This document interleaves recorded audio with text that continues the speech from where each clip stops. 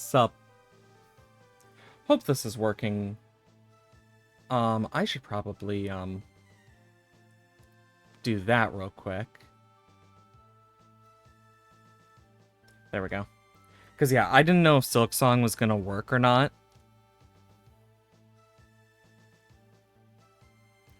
So, I'm just gonna relax with some Pokerogue today. Because I was like, Steamy... Like, yeah. Because Steam, I was thinking to myself, is either gonna break, or they're gonna be prepared enough, but it seems that, yeah, it broke too much.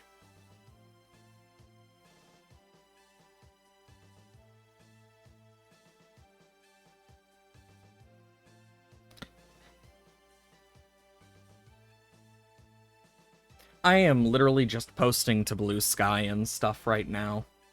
I hope everyone at least has had, like, an alright day. I am just trying to chill right now. Quite a lot has happened, though.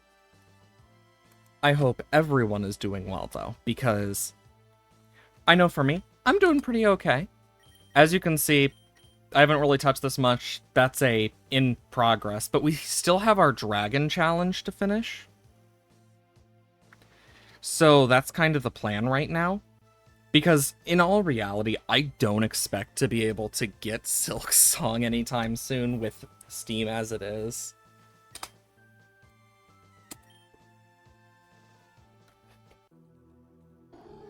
Lunatone.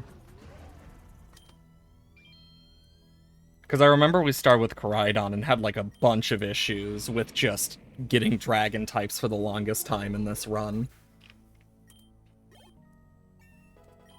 But we are coming up on the Elite Four and stuff, so we do need to be ready for that.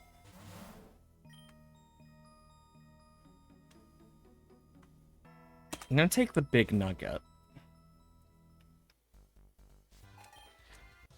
The breeder in space!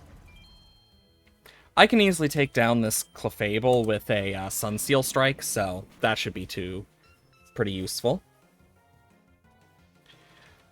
I know I'm gonna have to get a bit used to some of this again because it's been a while. But yeah, I hope that Silksong doesn't shatter more of the internet. Because I know very well that... I'm gonna turn the UI volume down a bit. I'm hoping that's good enough, but the plan was originally to play Silksong, but I was like, you know, I'm gonna try it, see if it breaks. If it breaks, yeah. And then I had to set up some stuff beforehand anyway. At least we get to play a bit of spookiness with some Pokerogue and just get ready for Spooky Month. But yeah, I'm still excited for Silksong. I just know very well that it is going to shatter the internet for the rest of the day. Because, yeah. I mean, I still got it into my cart. I know that. But even then, I'll take care of that later. I have a few other games, like, that I wanted to play, but because I can't access most of Steam, I was like, well, shit. Because my Steam was having troubles updating from, like, as soon as it hit 9, I was like, okay, the update's almost done for what I'm doing, and it just froze. And I'm like, uh-oh. Yeah, Steam is just broken for the day. Because I can easily get Silksong later. Because I knew it was going to be a 50-50 chance it would break. I'll just Temper Flare. This Koraidon is, like, doing God's work here for me. I do have a plan, though. Of course, we want to try and beat the Dragon Challenge. But I'm thinking we do, like, a Dark or a Ghost type run after this. Whether we win or lose, just because, you know, we're coming up on Spooky Month and whatnot.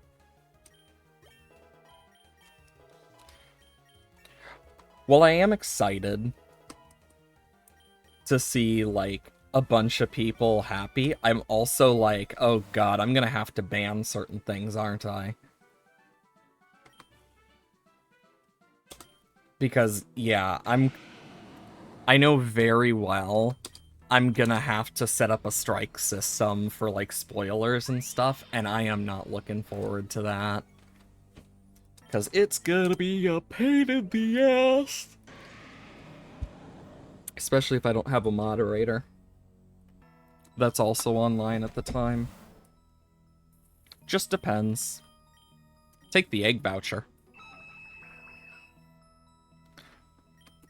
Because I haven't really done much with this. I've done a few runs and stuff since last time we played Pokerogue, but even then, there's still, like, stuff I can use, so that helps.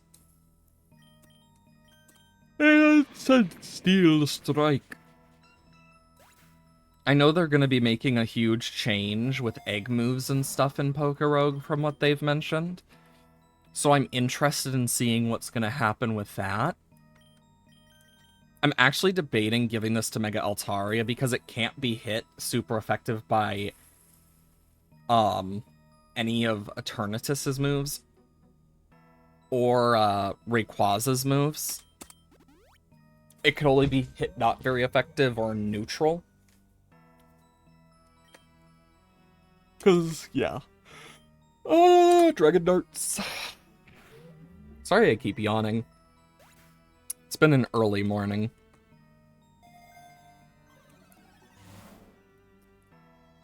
It's like I woke up early and I couldn't go back to sleep, and then I was like, okay, maybe I'll try again in an hour, so I did some art. And I did, and I failed. So I was like, well, shit. So I've been up since like 2 a.m. Like 1, 2 a.m. Just kind of existing. Part of it was spent in bed just laying there hoping I could fall back asleep for at least an extra hour. But nope.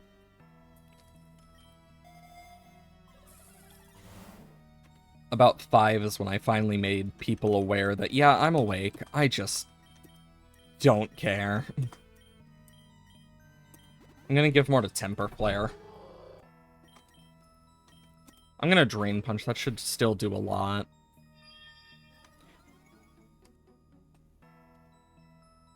Ah, it's V. God, remembering some of this stuff is easier said than done. Thankfully, Lunatone's pretty quick. If we do have to face a gym leader, it'll be Olympia, so I'm not too worried, but I don't think... But, yeah. Imagine if we had run into a Palkia somehow. Actually, that does remind me, I did hatch an egg off stream, that gave me a, Kyogre.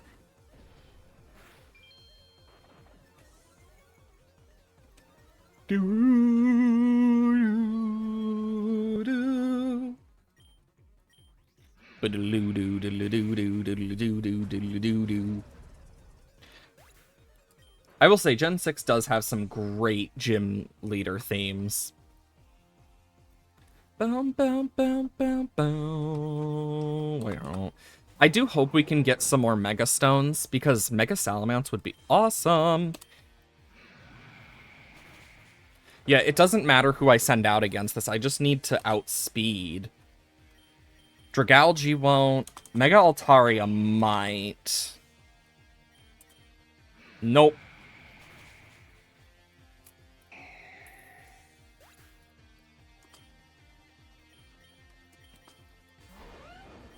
Can Garchomp? Nope.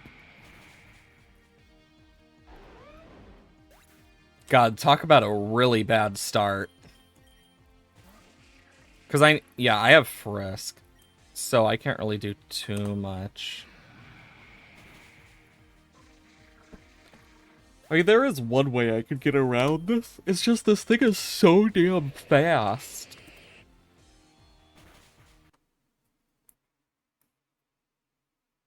This is what happens when I'm not warmed up at all. I mean, God, last time I played Pokerogue was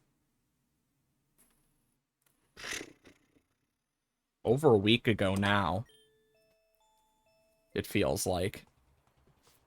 It's probably a bit sooner than that, but I also got to get my mind, like, into the battling.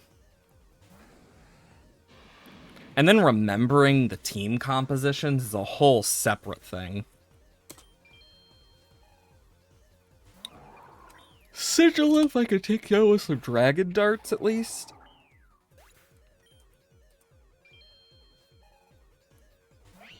Meowstic, Terra Psychic. Okay, that's not bad. That is, though.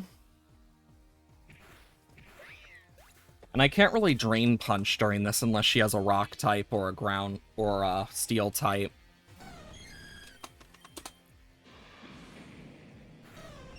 There we go, Espeon's down.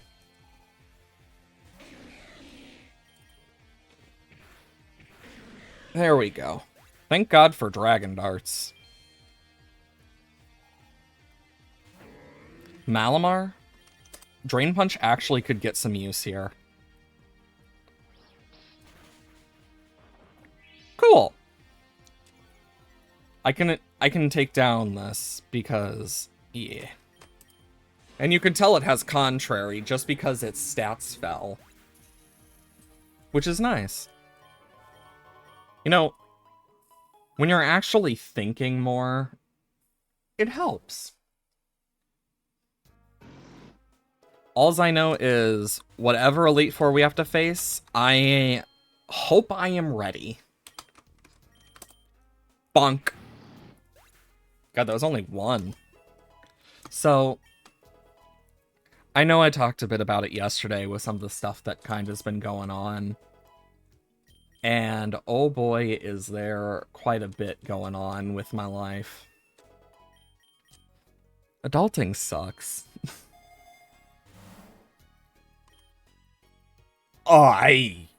Yes!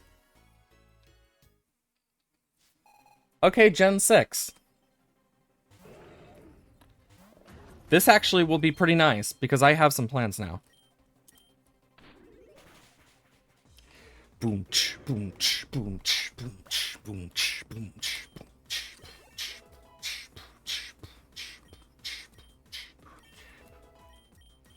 I will say, Gen 6 has some really good Elite Four themes, and I will say, despite how easy Gen 6 was, the only Elite Four member that actually gave me any form of issues was Seabold. And only Seabold. Like, I will give it credit where credit's due. I will give him that, because he does have a surprisingly, like, well-balanced team. It could be better, but it's surprisingly well done. That, and I also was a bit under-leveled because I started avoiding trainers because I was like, I want to actually have a challenge. And I had chosen Charizard because I chose Chespin to start, so I didn't choose Bulbasaur because I didn't want two grass types. And I'm not a big fan of Blastoise.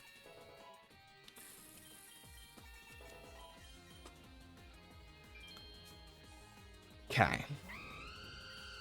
It's like, I like Squirtle, and I like Wartortle, but just something about Blastoise I never could get behind. For some reason. I just never could get behind Blastoise. And I don't fully know why. It's just something about its design, I guess, is my best guess for why it just doesn't hit right for me.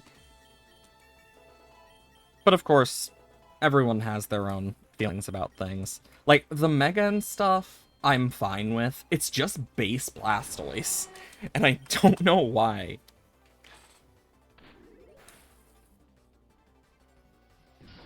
That's gonna kill me. Because Houndoom has a great special attack stat for, this point.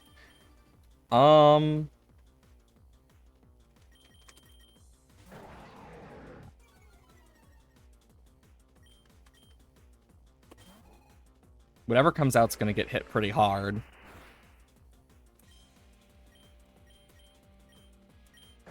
Yeah, because we have more special attack just barely. So, like, we're good, like, mixed attacker here. Though what would be really nice is if we actually got, like... God, that crunch did, like, nothing.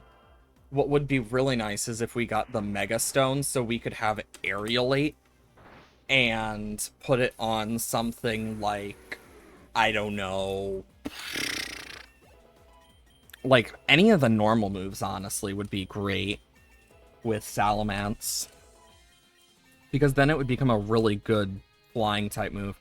Otherwise, Dual Wing Beat would have to be the other one we'd want. Bow, wow, wow, wow, wow. Bow, wow, wow, wow, wow.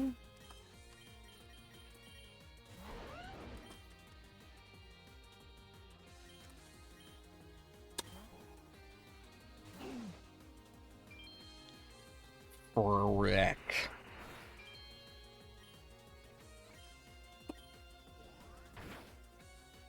Ooh, crit.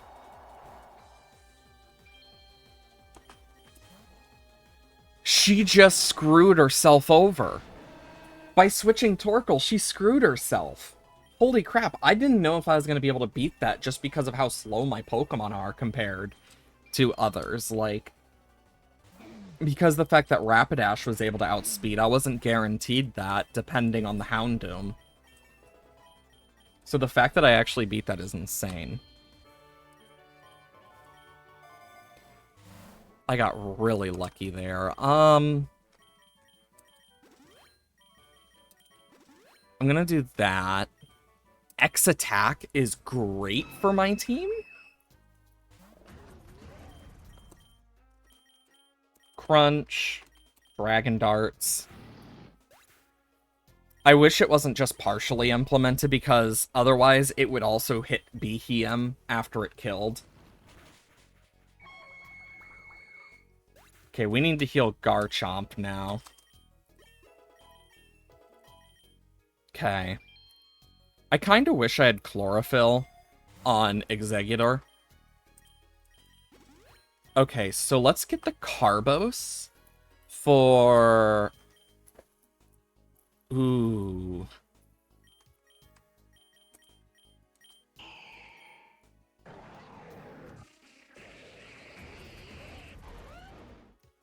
Honestly, Koraidon has the best chance of outspeeding, but I'm gonna give it to Mega Altaria just so we can hopefully outspeed a bit more.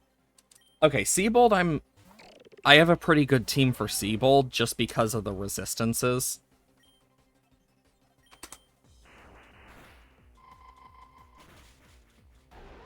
Why do I always forget about ice moves on water types? Exeggutor wouldn't be good to send out.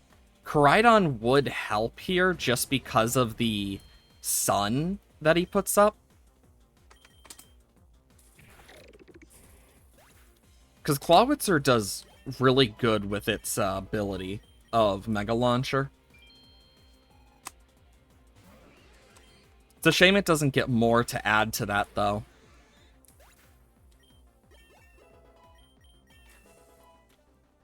I think the thing I'm worried about is, like, Barbaracle with Tough Claws. That's, like, the main worry I have, but... Okay, so I'm basically bound down to as if the sun weren't up. So... Not the most worried, but it still can be a bit of a pain. Let's switch an Exeggutor here. Oblivious Wave Crash. Yep. Leech Seed. And I can just easily, like, suck this guy dry of his, stuff as needed. You know, that sounded really weird out of context. I'm quite sure of that one.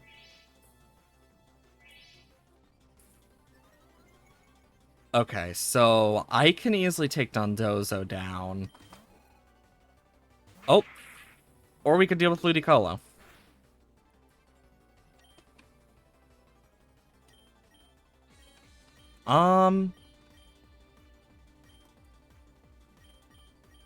Let's send out Dragalge. Cool.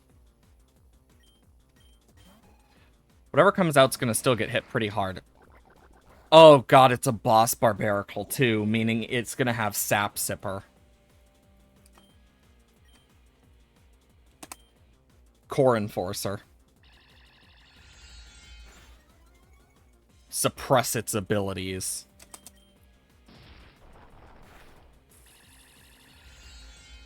There we go. Dragalge for the win.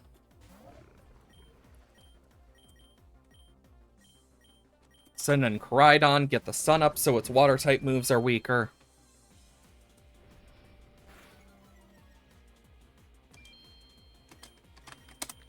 Ba-doo! Ba-doo! There we go. You know, having to outthink the trainers more because they're doing stuff with, like... One of the things they're doing with Endless is they're revamping it so now you can actually run into people and it scales better. So that's going to be really good overall. So it makes me really excited. It's Alakazam.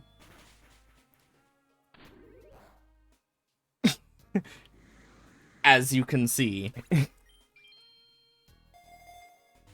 Alakazam is very easy to take out. Then I can do a Super Potion... X speed, so I can make sure I outspeed more. Wickstrom. This one's going to be the easiest of them. Drasna will be 50-50, but then again, I do have Mega Altaria. The most difficult on this guy's team is probably going to be his Aegislash. Well, speak of the devil, and he shall appear. Okay, now it's severely weakened. Well, defensively. Not that I was going to escape, but... Perfect. Ceruledge, I know it's going to turn into a steel type, but I also know it has Flash Fire either way.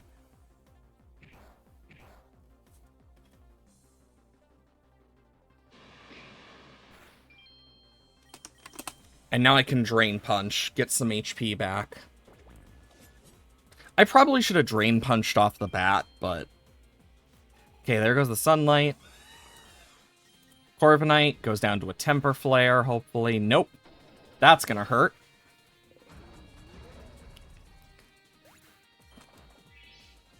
Either way, though, I still have Salamence and stuff. Truly intimidating.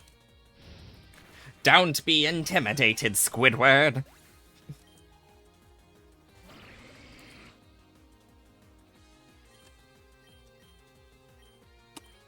Come on, try and get a burn.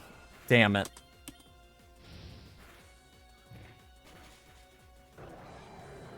That Hisuian Gudra is a pain, to say the least. I don't have a ground type on my ground type. I don't have a ground type move on my ground type.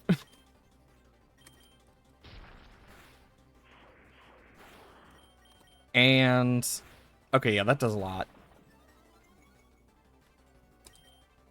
Well, I can at least outspeed, since it doesn't seem to want to use Bullet Punch. Cool, I got a defense drop. That is the main thing I wanted. Because... Oh wait, yeah, I don't have any physicals left. Frick. But yeah, I can easily take out Gudra now.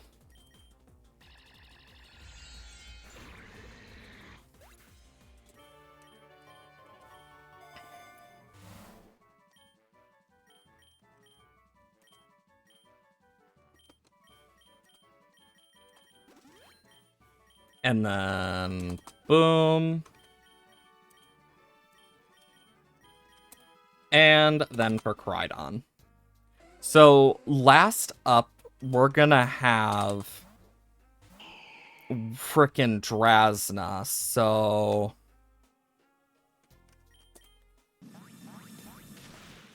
Mega Altaria is probably the best lead for us here. Just outright.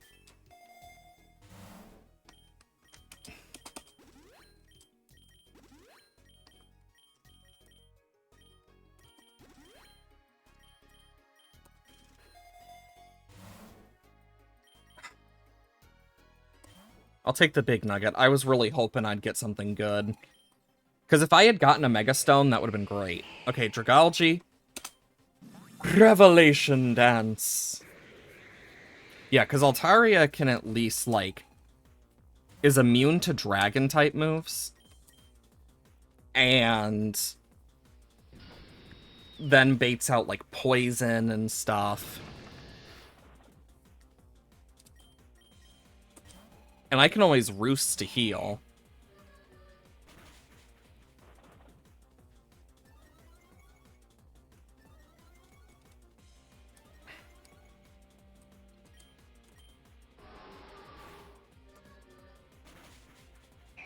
Okay. Noivern, I need to Roost.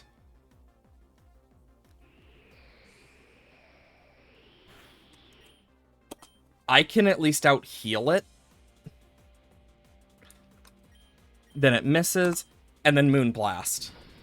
Because Noivern is pretty fast, so the fact I was able to outspeed it is nice. That X speed with the Carbos is probably the reason. Shit. Oh, I'm dead.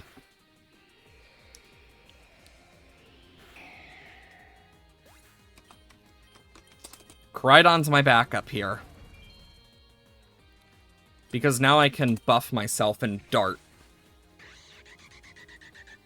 Okay, Noivern's down. Hydration. Drain Punch, because I want to save some Dragon Darts.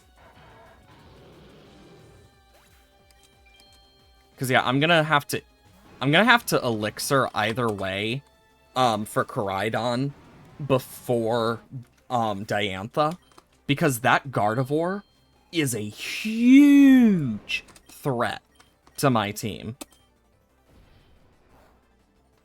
Because my team just suffers against frickin' Diantha.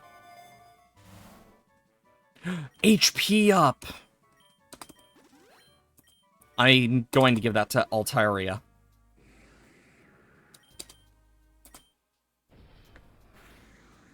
Okay, time to do a bit of Elixir. Zen Headbutt is quite nice. Doing that. And then the extra crits will be very nice. Time to deal with Diantha.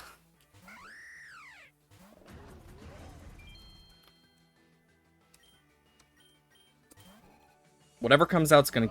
Oh, frick. You know, I should have expected that.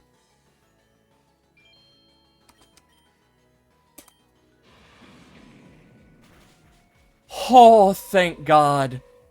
The sun mattered so much there. 100%. Okay, there's Xerneas, the legendary she keeps.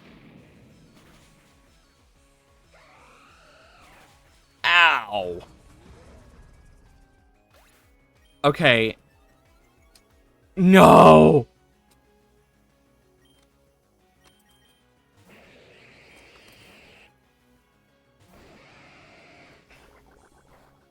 Tyrantrum. Core Enforcer.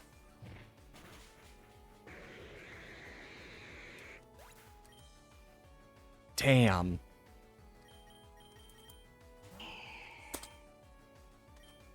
I need to Moonblast whatever comes out.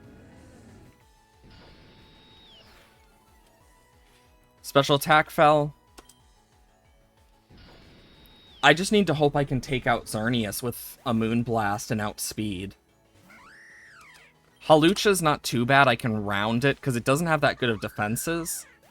Though I know with its Mega coming, it's probably going to get its Mega in this.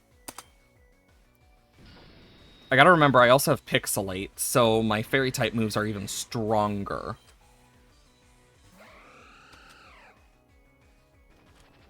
And this Fairy Aura helps me as well. Thank God I outspeed. Because if anyone else was there during Gen 6 competitive and stuff, or just competitive back when Xerneas first came out, knows very well how dangerous it can be.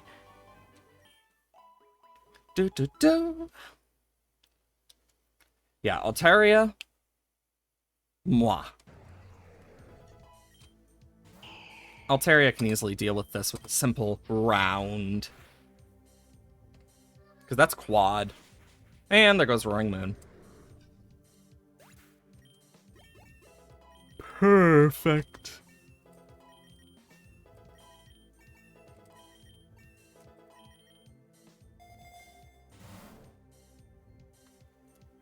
X Special Defense. Iron Bundle. A Revelation Dance.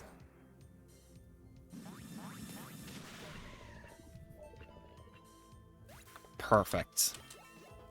The fact it didn't go for an ice move makes me wonder if it even had one.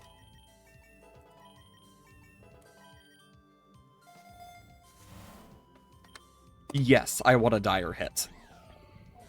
Iron Valiant. Thankfully, that's resisted. But it also makes it weaker. You know, Iron Valiant would be fun for a Fairy-type challenge, since it's one of the only physical Fairy types. I'd totally love to use it. Because I never used it in Scarvy, because, like, you're not going to get access to it till literally before the end of the game. And that's if you find it in the first place. Because not everyone knows where it is.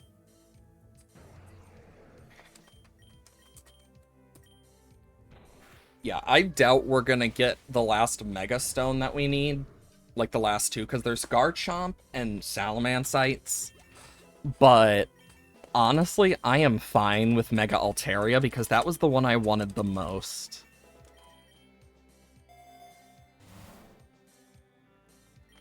Okay, so...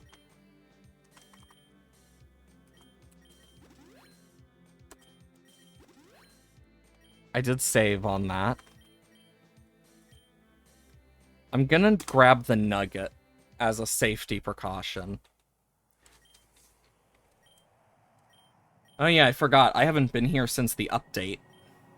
So every time it updates and stuff, it does this. I've noticed. Which I'm not against. I'm fine with it, honestly.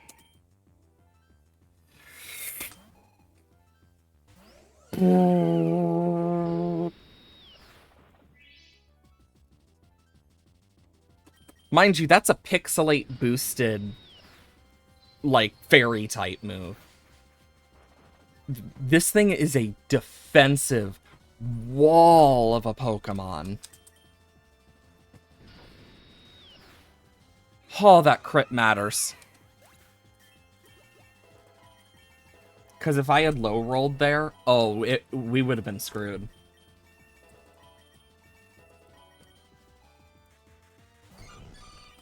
Blissey gives me some time to roost.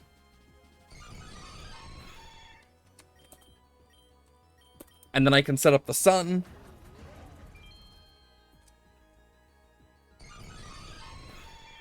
This is going to drag out another Pokemon, most likely.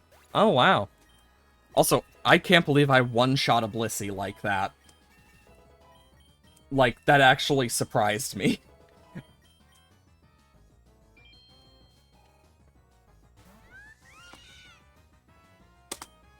Dragon Dart.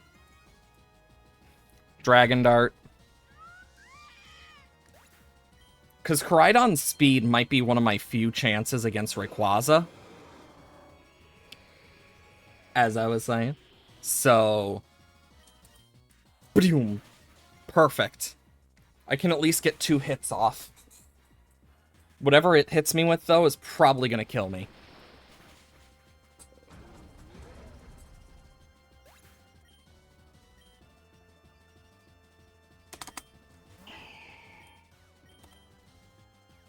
Because it's stuck in Outrage, I can Moonblast.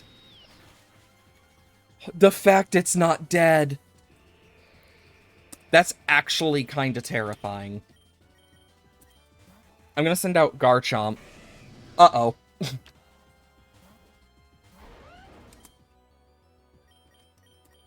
I mean, it is neutral.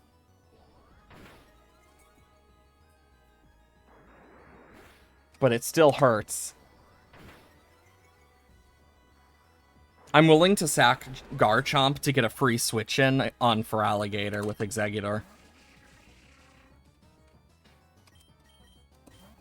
Because I concede... Oh, Absol. I honestly thought Rayquaza might come out, but...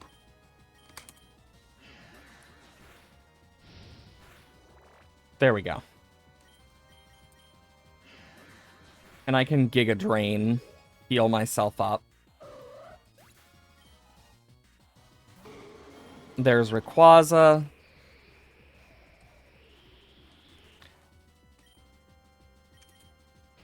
Okay, I wanted to make sure it locked into Outrage first. That was a necessary sack, so I can get rid of it.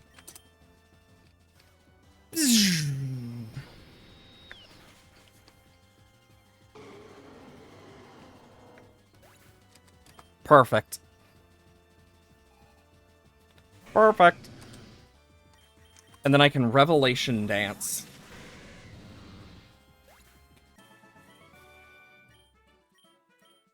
Holy crap.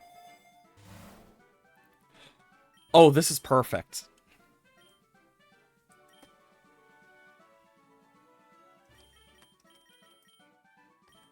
If I do this, it actually saves money. Meaning I can do this. Berry Pouch, Rogue Balls. I'm taking the Berry Pouch.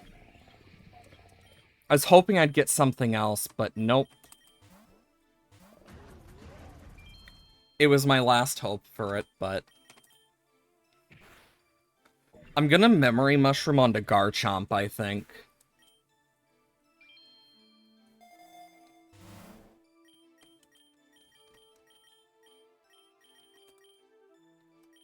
Dual Chop is brutal.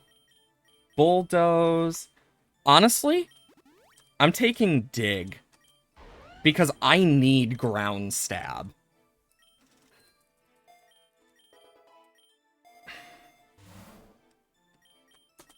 Citrus Berry for Altaria.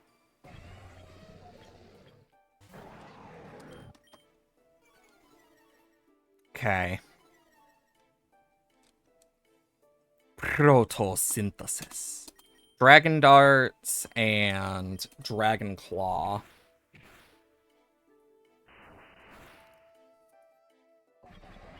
That's gonna hurt. That's gonna hurt.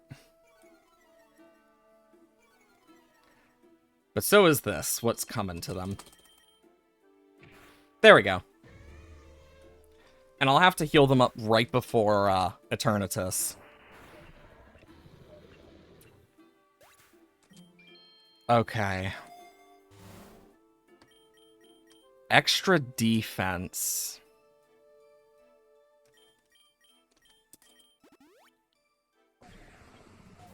Iron Thorns. I can Drain Punch for my HP back. Means one less thing I have to buy.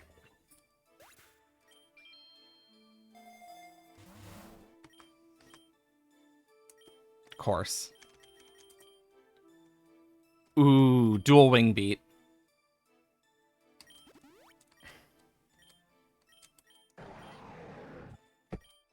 Yeah, I need a flying type move.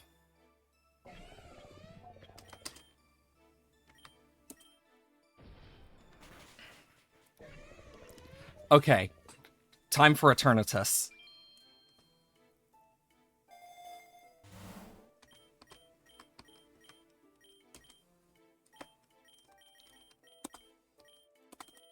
I can easily save some money by doing this.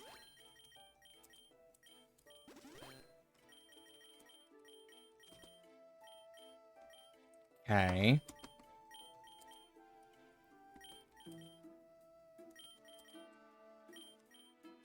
Okay.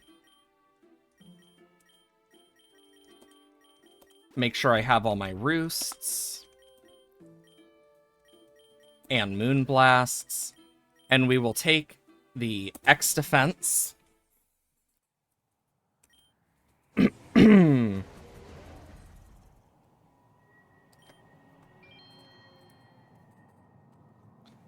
If I can outspeed Dragon Dart, Dragon Dart.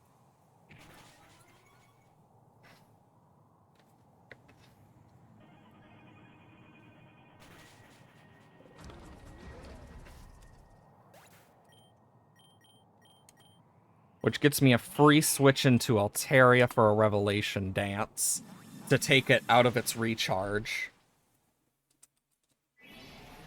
I thought about doing Executor, but I don't have a super effective move.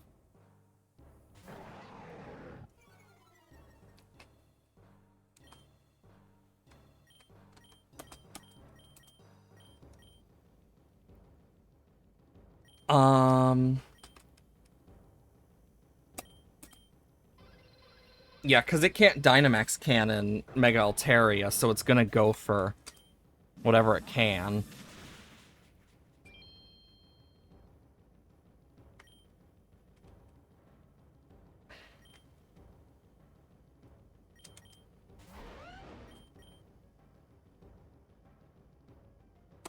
Let's try and get that special attack down and a dig. Nope.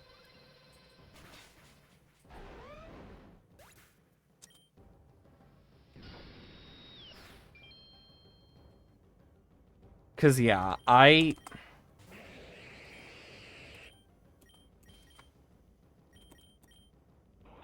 went for Cross Poison! Okay, it's down one. I'm gonna lower its accuracy as much as I can here. Okay.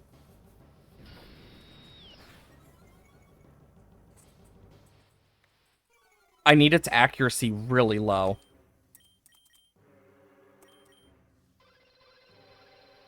There goes Dragalge. That -2, though, can make a difference.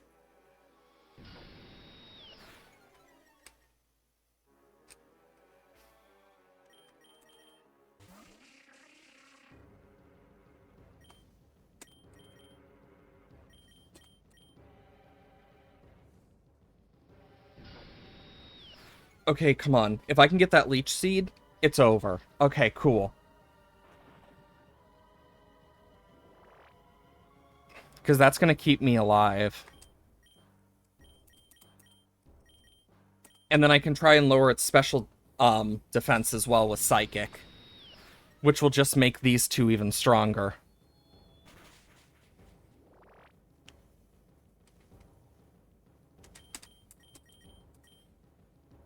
Okay. This is why the accuracy drop was important. Because look at that special D. Jeez. It hurts, but it's -1 attack and -1 special attack, so that's perfect.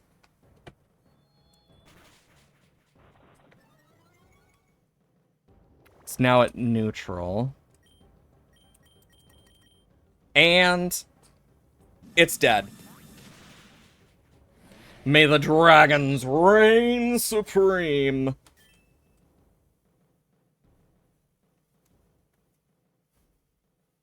It's always nice to start off with a win. Do do do do do do do do.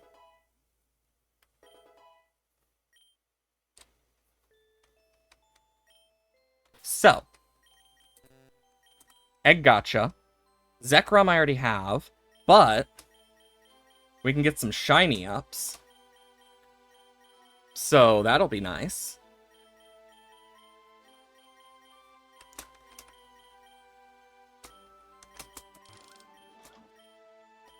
And looking at the challenges we need to do, we still have fighting, poison, ground, bug, ghost, steel, electric, psychic, ice, dark, and fairy. So let's do that. Holy moly. I forgot there's limited catch, fresh start, hardcore. Like, there's all sorts of stuff now. Let's do fighting. See what we have.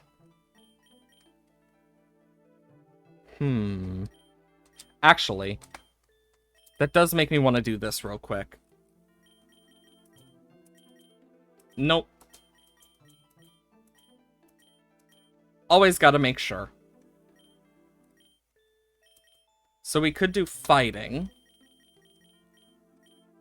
Poison could be fun. After all, we do got a lot of Pokemon in here with, like, good stuff. Ground could be fun. Or we could do a generation. I still have Gen 2 to do. You know what? If we do this, levitate, take heart,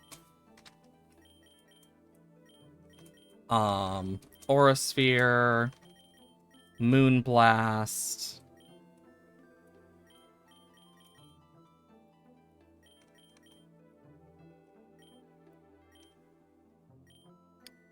I'll just do Hardy. We'll take Misdreavus. We could take Togepi for this, but we wouldn't be able to get it to a Togekiss. We'd have to wait till it's Porygon 2 for Porygon. Smeargle we could use by itself. I think I want Moody for it, though. Just because. We could get Houndoom here.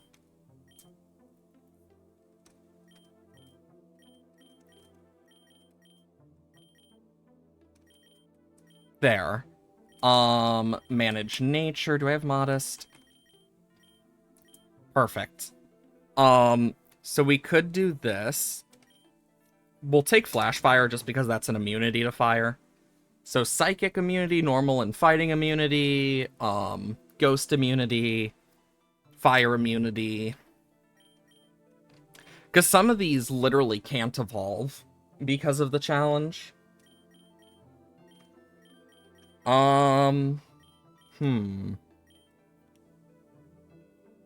Light of Ruin.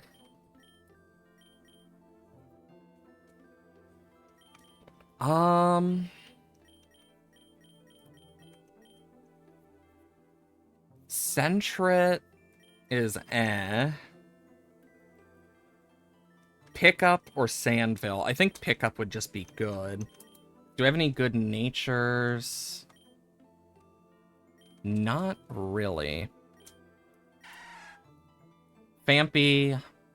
We can't evolve Giraffrig. We could get him a Cargo. But 50-50. We could get Octillery. Shellshire. Blah. Take heart. And then do we have modest? No. Oh wait, we do. Modest is perfect. So then we have Remoraid, which could get, but I think Sniper is better. Ding. Then we could do Fortress if we wanted, or Xatu. Ooh.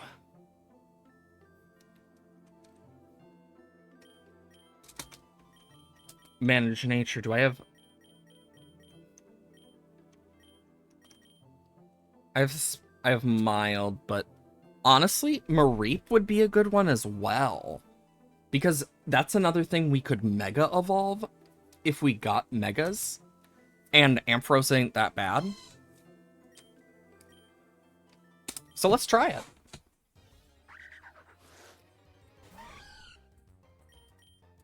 And yeah, Misdreavus we can try and evolve ASAP.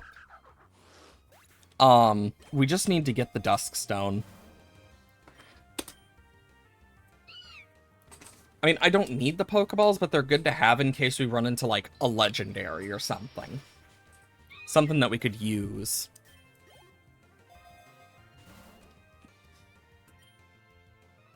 Scatterbug!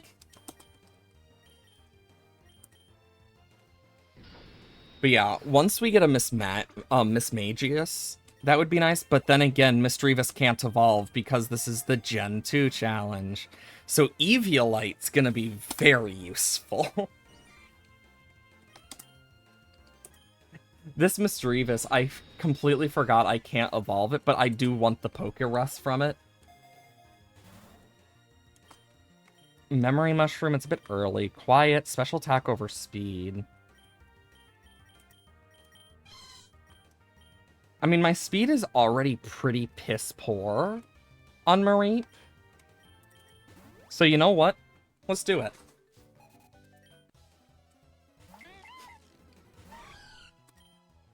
It may not be the best, but Misdreavus will carry early game.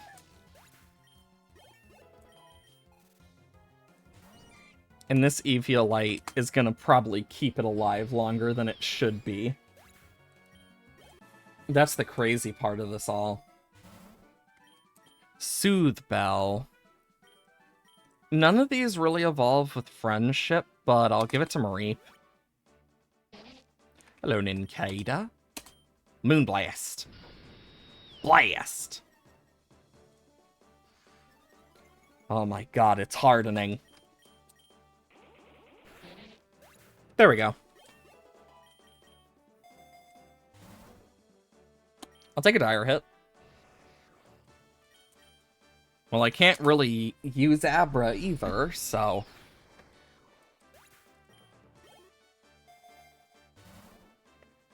I feel like Gen 2 is going to be the hardest of all the generation challenges, surely just because so much are pre-evos, or just really weak Pokemon that eventually get evolutions because of how bad they are. And there's like a few good ones outside the starters and legendaries.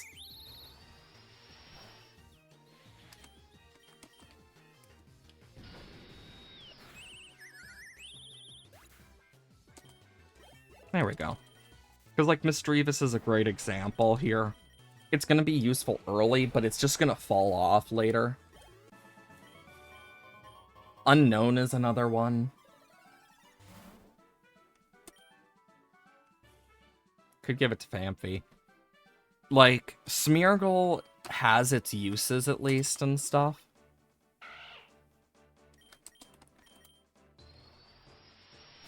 At least Misdreavus could use the Eviolite on this, since, you know, we can't evolve it. I'm just trying to think how we're gonna work through this, because its stats are nothing to write home about.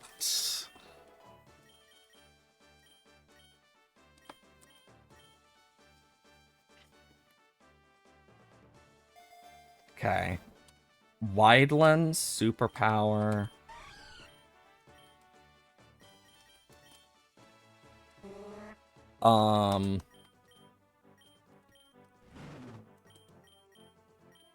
Okay.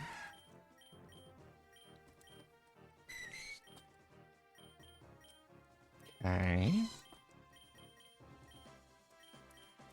I'm gonna give it to Phanpy. Because I'd rather Phanpy have the chance to hit better.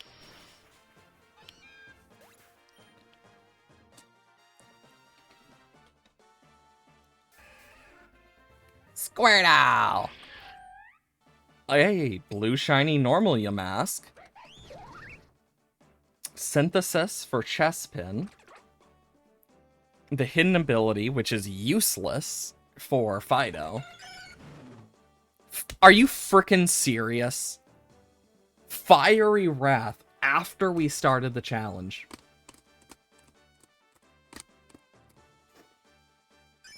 And a shiny Wooper. At least the shiny Wooper makes me smile a bit. But that is my type of luck. If we fail the challenge, though, we do have a bonus now for the next time.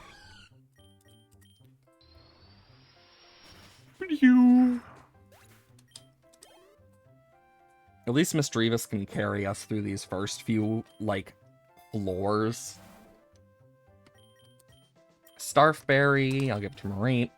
Because Mareep is probably going to become my next one. Ah, both types of Wooper!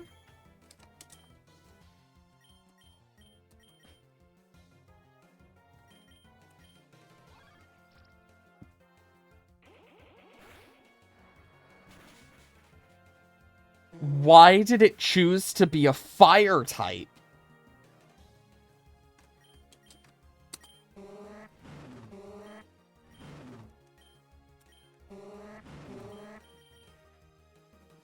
Oh my god. I should have... I was thinking of conversion 2.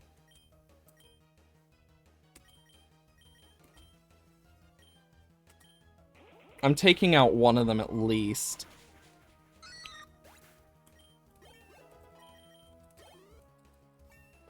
Jesus.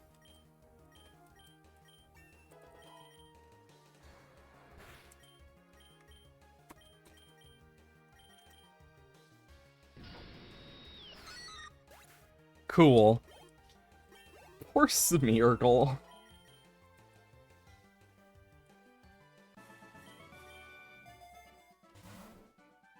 Honestly. Fair. I'll grab a lure.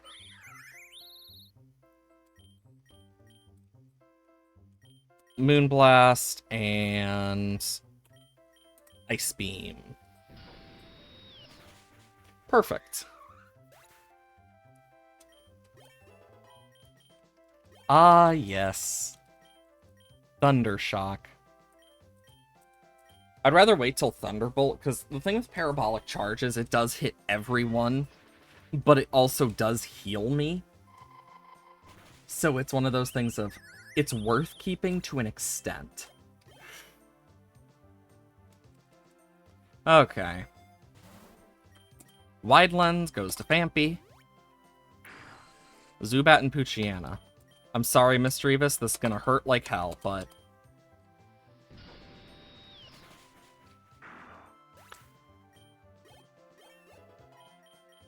I mean, I could have Ice Beamed thinking about it, but...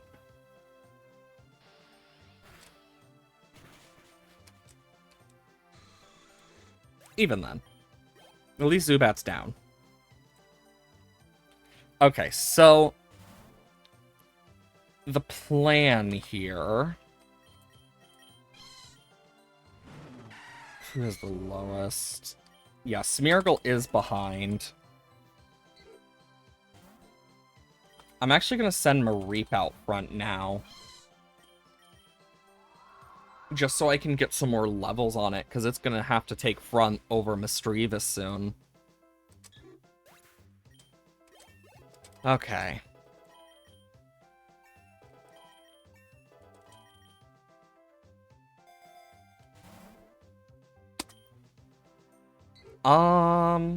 Pidgey, just Ice Beam.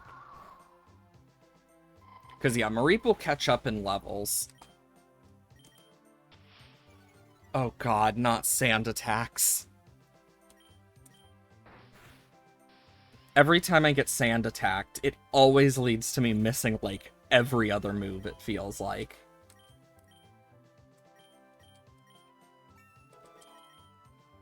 Oh boy.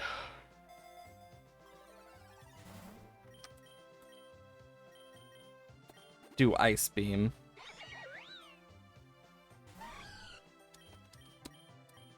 Parabolic Charge. Aura Sphere. Because Meowth is a pain in the butt. With Technician and stuff? Yee.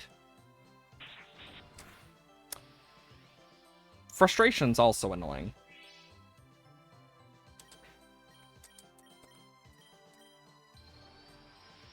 There we go. Banari's down now. Houndour is going to be another one that's going to be good to set up.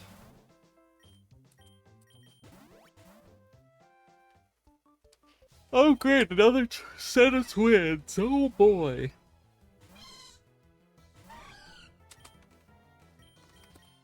Core Enforcer. Pichu is not gonna like this. Because this is gonna hurt like hell. For poor Pichu. Confuse Ray.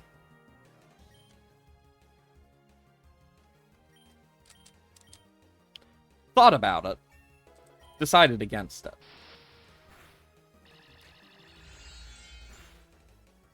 Oh, that crit was not needed, but cool.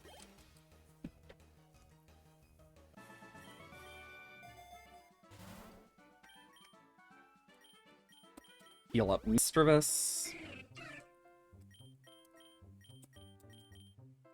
I know a good way to take care of him. Jesus, poor Fampy.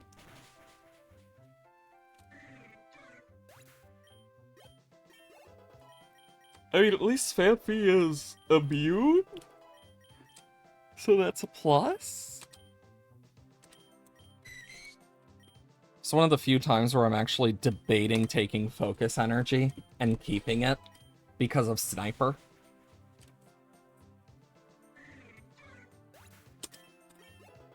Anything that they throw in this gym leader will be useful.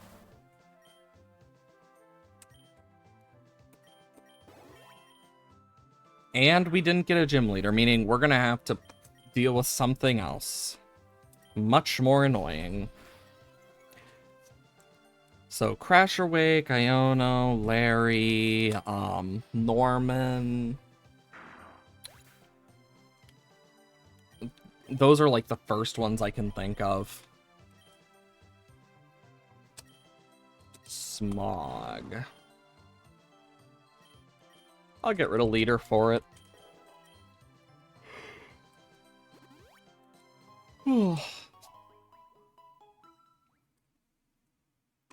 Okay.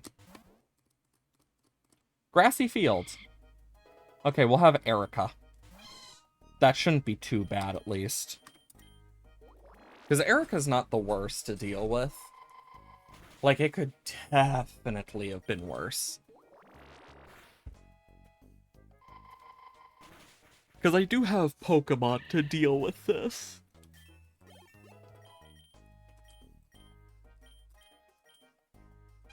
Flaffy! Flaffy's going to be really useful here. And then once we beat Ivy on 25, we'll at least get some egg hatches. So that'll be useful. Do-do-do, do-do-do-do.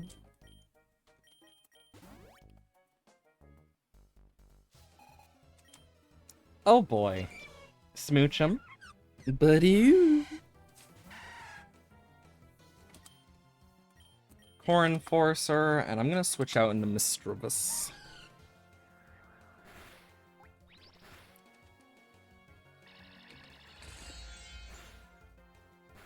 And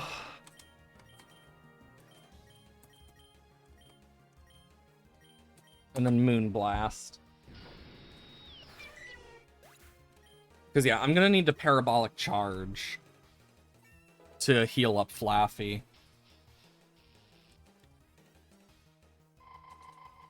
There we go.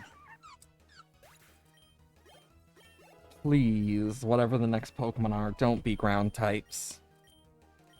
Then again, they would have changed to those Pokemon. Rock type?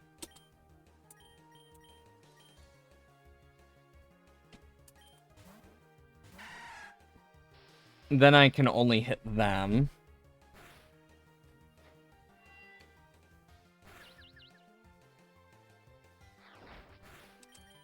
Parabolic Charge. And Shore Up, because then I can heal up Fampy. And those two are down. So now we just have one Pokemon left to deal with. And it's probably going to be a random... It's probably going to be like a Cleffa or an Igglybuff. Because they've only sent out babies.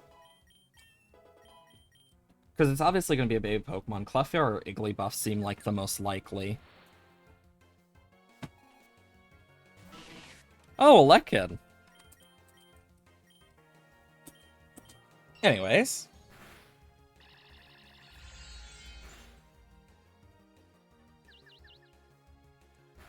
Dang.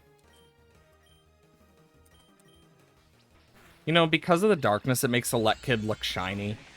When in reality, I know it's not, because shiny Lekid is just a tiny bit darker.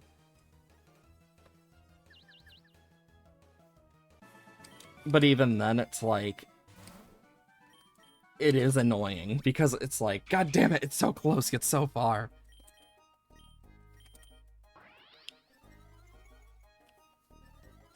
Oh, this Nuzleaf doesn't know what's coming. There we go. I know Flaffy has this. The Flaffster.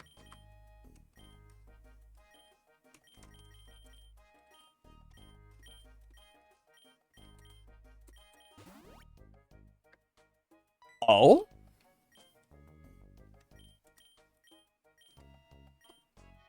Static or plus?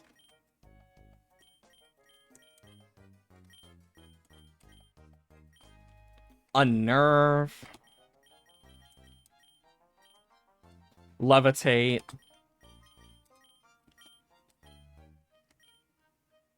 Permanently change chosen nature.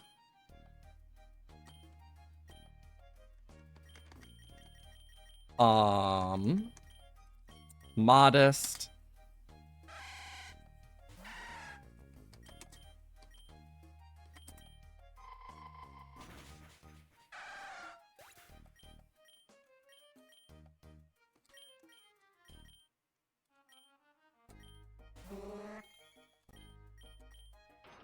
There we go. Oh!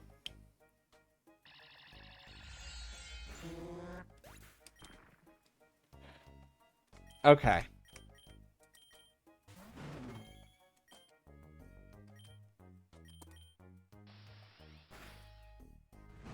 Shit.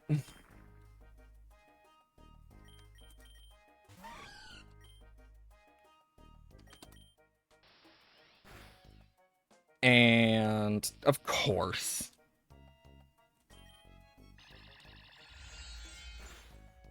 Moonblast. Get Flaffy down more. Lower its special attack.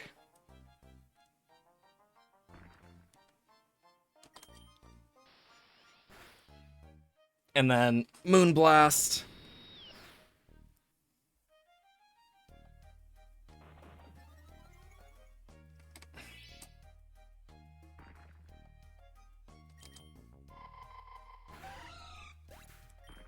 Salt Cure could kill it, but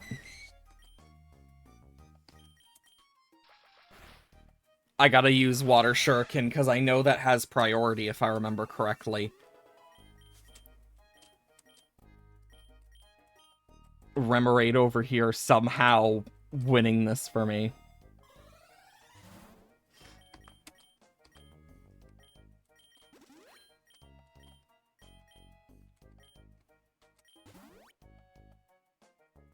But it also means I have to start with Remoraid against Grovyle.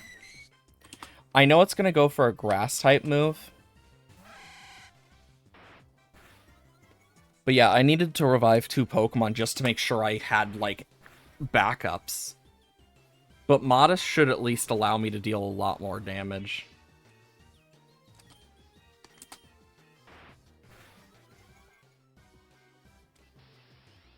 Okay.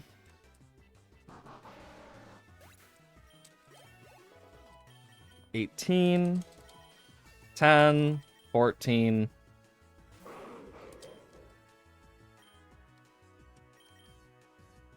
Corn Forcer. That's base 200 because of the super effectiveness. Oh wow, sketch for Smeargle. How useful right now. Okay, it took my Starfberry. I am going to heal off this fucker. There we go. Yeah, I'm worried about Erica. But we did do pretty good there. Aurora Beam. May lower attack stat. May poison the target. I think that's worth it.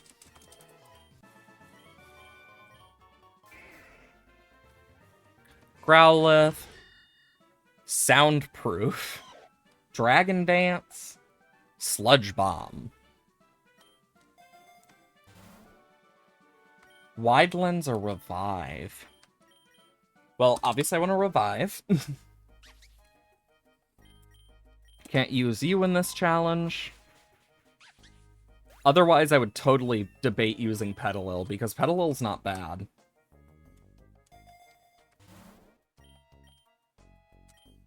Also, look how much easier. You can transfer or discard items now.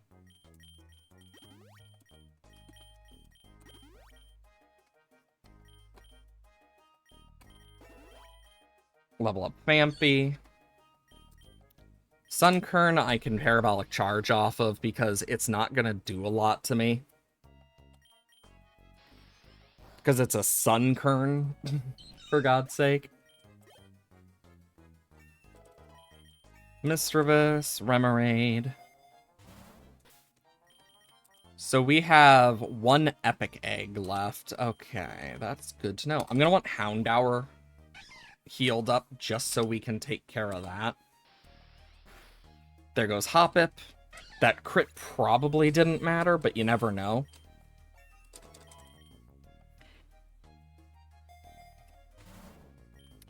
I'll take a dire hit.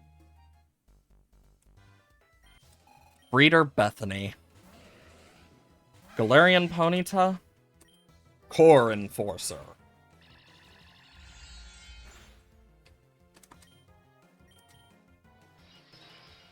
Okay, that doesn't do a lot since, you know, it doesn't really have any storable power right now. But that's still nice to at least take it out. Roar. Mean Look. While it has situational use, I feel like it's less useful in this. Core Enforcer, take out Pichu. Easy as pie. You know, I never understood why it's easy as pie instead of just, like, something else, because pie is not easy to make. As anyone who has baked pie can tell you, it is not that easy to make a homemade pie. Because just the amount of work that goes into it alone. Especially if you're making it from scratch for the dough, etc. Because if you cook it too long, if you cook it too little, then you have the issue of possible soggy bottoms. Like, it's a whole thing, depending on what type of pie you make. Some pies, much easier to make than others. Because they don't require the same amount of cooking. Or, in the case of some, like, some types of chocolate pies, you cook the crust beforehand. And then you add the stuff and let it cool. And freeze, basically. But it just depends on the type and everything. There goes Tangela. At least Flaffy is doing good at taking these guys out.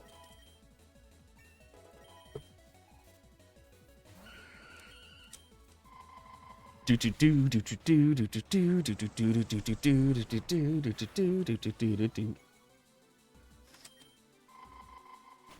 goes Vileplume. And last, but certainly not least, we're going to have to deal with Weeping Bell, I think it is. I want to keep Water Shuriken just because it's really useful. Hey, I actually remembered. I'm honestly really excited for Mega Victory Bell because I can't get that dopey face out of my head because it's so damn cute. It just makes you want to go, "Aw, look at the little guy."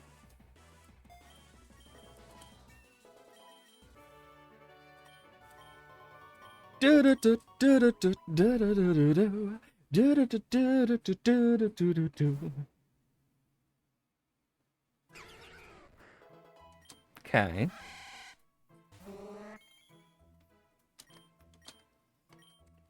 Do do do do do do do do do do.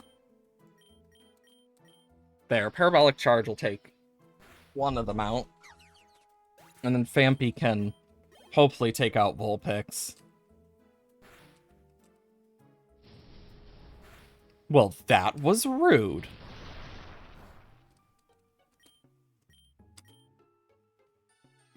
You know, I'm just gonna Parabolic Charge and then just shore up. Ooh, Static! In all honesty, I don't think I ever have seen plus or minus come up in a battle. This is probably the only game I could see it coming up more often, but it does, like, practically nothing. Unless it's a double battle. God, how much I wish I could use this.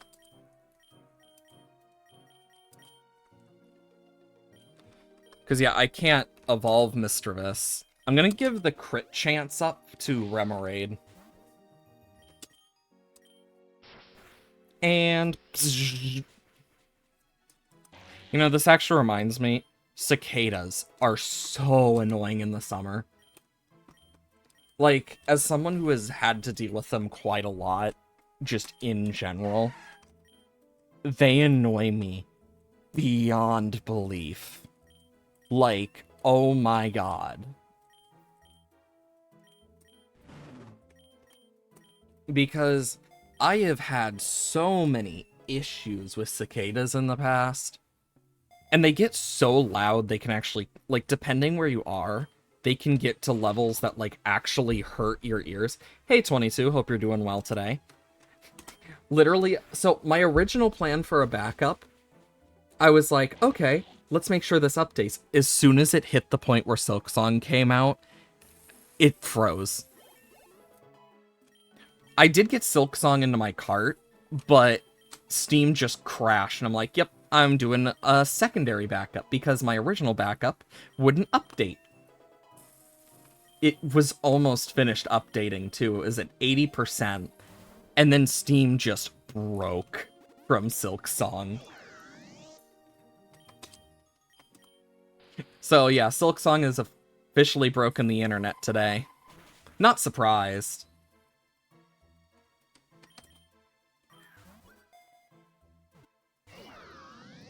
I know I can't use it, but just because I got the freeze, I want the chance to get some Rotom candies. Speaking of Rotom, it actually appeared in one of the most recent episodes of Horizons. Watch our covering Silksong except for like 2 or 3. Not surprised. I was gonna play it today if it wasn't bad, but I was like, yeah, I'm not surprised. You know, I actually am debating playing Silksong on my own as well, like even still. Because it feels like a sign. Because the fact that it did that in general... Okay, Team Rocket for Gen 2 makes sense. But the fact that it did that made me kind of think to myself, maybe this is a sign from the universe just telling me to play it by myself. Which, fair. Because in all honesty, one of my biggest worries is the whole thing of spoilers. Because some people don't give a fuck if you say no spoilers. I also remembered to actually add the tags for no spoilers too to my stream. Because I was like, might as well.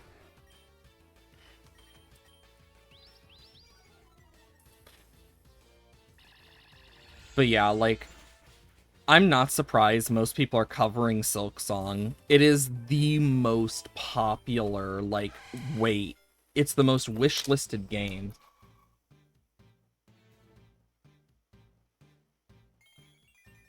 Yep. Because, yeah, that's one of the things. It's why I don't want to play... It's why if I ever do play Deltarune, I don't want to play it on stream. Because it is... The Undertale and Deltarune communities are so notorious for backseating to such extents of just, like, anger. And it's like, what the hell? Like, when I watched one of the streamers I watch and haven't been able to watch as much in recent like months due to just everything and like time, Sebi, like in recent, like when he did Hollow Knight, I still remember it. Like the only thing I really told him was how to look down because it took me so long and stuff, because it was like, oh yeah, I didn't realize this, but if you hold up or down, you can actually look up or down. That's the only thing I really spoiled for him, other than just like helping when he asked of like any ideas, and of course the base warning of if you do this it will change the ending, because I know he was like big on, okay, I want to get some endings, and I didn't know if he wanted to go for all of them or not, so. But even then, I feel like the fact that he also said if it would affect the ending also kind of came into that, but it's like, I never understood doing it just because, or doing it especially when someone says not to, because it's like, that's how you ruin a game for someone. Like,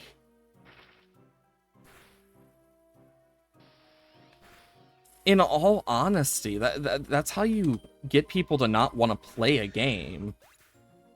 Like, that's one of the main reasons I haven't played Deltarune, is I just don't want to deal with the community, much less play it on... And that's if I decide to play it in my free time. Even then, it's like, do I really care that much? So, yeah. Like, I'm still gonna get Silksong and play it, but I have debated that, because it's like, I honestly don't know. I mean, then again, there's also that part of me that hopes for the best. Because, like, I was gonna play Silksong today if it actually didn't, like, break my whole thing. But here we are now. I mean, I still have so many games to play as well on stream. And there's nothing saying I can't go back to Silksong as, like, a separate thing after I've beaten it for, like, challenges or anything. I mean, for example, like, one of the games I personally, like, have been working on with one of my friends is Will You Snail? Because it was a game they got me, and I'm like, okay, I might as well play it. And it's not bad. Definitely don't think I could beat it at the hardest difficulty, though. I know enough about my limits to know that I probably wouldn't be able to do that. But, yeah, I feel like... And it's the same thing with movies and books, where it's like, sometimes spoiling it can be good for some people, but overall, if they say not to, don't. But, because it's like a basic respect thing, in my eyes. Like, if someone says not to spoil, you shouldn't spoil.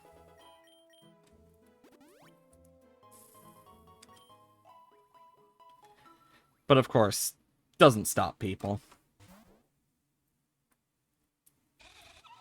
Ooh, Wormadam. Shame you are not from this generation.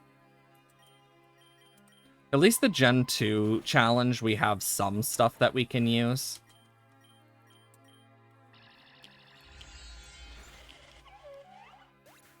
I know Corn Force was probably overkill, but meh. At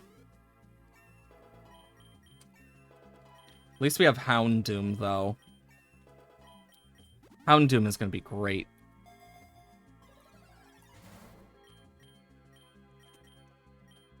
So, let's see. Fampy, Starfberry, Poison Barb, Silk Scarf. You do games, 100% of them, but most games in your library collection folder have, like, to call spoiled and don't want to bother with it. That's fair. Because, like, there's a lot of games in mine that I would love to play. I just don't have the friends that are awake at the time to do it. That's the only reason I haven't, like, played them on stream, for example. Because I would have loved to play, like, some of those on stream, but it's also, like, sometimes you just need friends. Looks over at Ultimate Chicken Horse, specifically. Because let's be honest, I don't trust randoms. Especially with streams. Historically, that leads to not good endings. I mean, there is one that I am debating playing on stream that I think is really, really cute. But I can get Fiery Wrath. But my thoughts on it were, okay, this looks fun. I kind of want to play it. It's a game where all the doodles are done by the person's young daughter. And it's just like a small little game, and it's like, you know what, this gives me an idea. Honestly, I can only imagine. I mean, do tell what happened with randoms. I know the last game I played with randoms was Shell Shock, and people can get pretty toxic on there. I mean, then there's also the fact that it's probably the most disrespectful thing you can do on Shell Shock. Oops. Dropped my fidget spinner. The most disrespectful thing you can do on Shell Shock, though, is to Earthquake a man to death. Because it's like, dude, that was just rude. Because that's how it does feel when someone gets Earthquaked to death.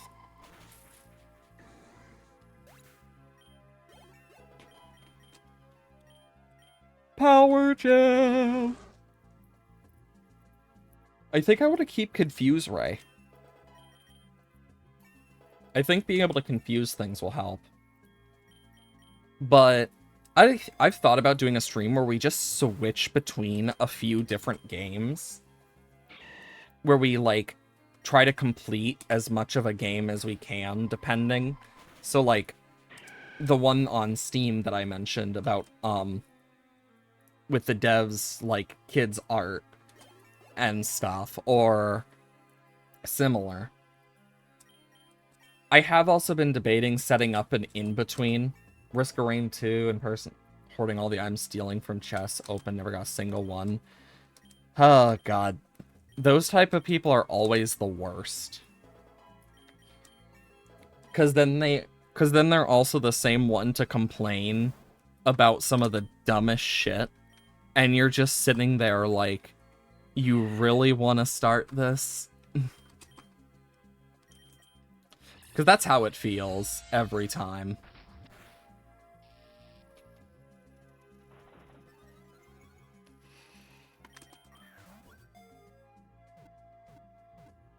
Nice. Oh, Poison Heal. I can add that to my list of stuff. Yeah, like, I do have a lot of Pokemon in this, though, which is nice. Getting rid of Conversion. I need to sketch stuff with Smeargle. Grip Claw. I mean, Grip Claw ain't bad.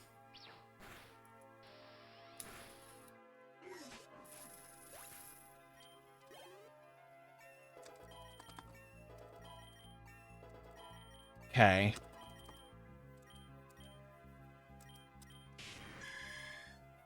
I could do Bullet Seed with Water Shuriken as well because of just the fact that it would be funny as hell, but yeah, I can't really do too much with these guys.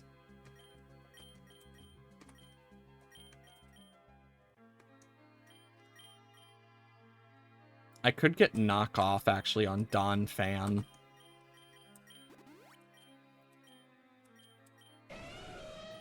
Since I'm probably not going to get a lot of chance to Swords Dance, I'll get knockoff. But I think playing a few like shorter games would also be fun just for a stream in general. Because there are some ones I've wanted to play. They're just not a big game that would last the 4 hours. So doing that, or like, and mixing it with stuff like, I don't know, other games in general, could be really fun. Because, I mean, think about it, like, we have other games that only took, like, one stream as well, like,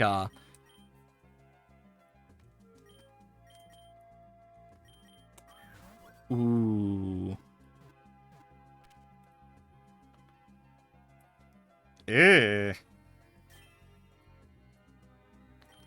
Those stats are awful for HP, but the fact that it was modest is like, ooh, never mind. I can easily deal with Wormadam. Oh wow, passive sturdy, how useful. It ate the Lumberry I stole. Wow. But I think there are some good games out there that are shorter that probably get overlooked by a lot of streamers anyway. So it might be fun to try some of those. Heatran! It got Eruption. Equipment, item being sealed alive with either A resides or B revives teammate that died recently. Dang.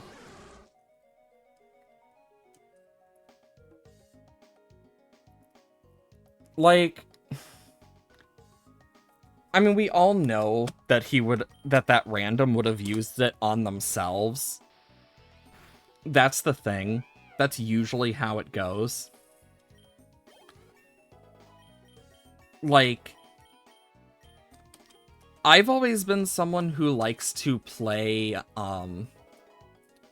as, like, healers or support whenever I play certain games with people. I usually play those, so it's kind of like, I've seen some of the most, like, rude people expecting heals, and it's just like, I don't owe you a heal. Because it's like, decide to be petty and keep it for yourself. Honestly, fair. I remember whenever I'd get those people who were, like, really petty about healing, I would purposefully heal other people other than them. Unless it was, like, a specific thing, I would just avoid healing them for the most part. Because it's like, I understand if you're at low health. But if you tell a healer to stay on you, especially when you're not the tank, it's like, really?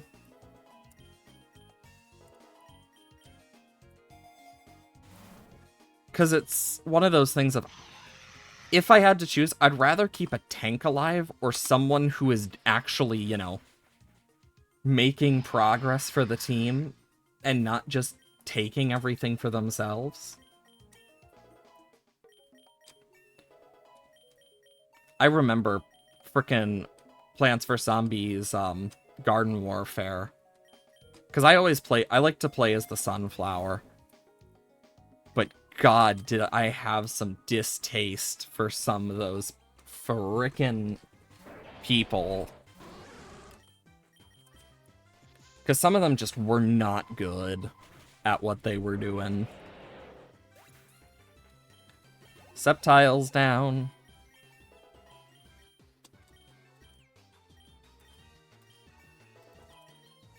Houndoom.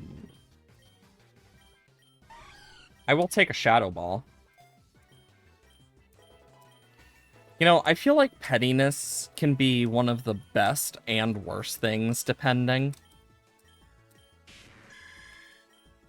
Because I feel like there's just that...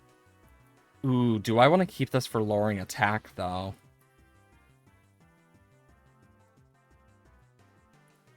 Honestly, I think so.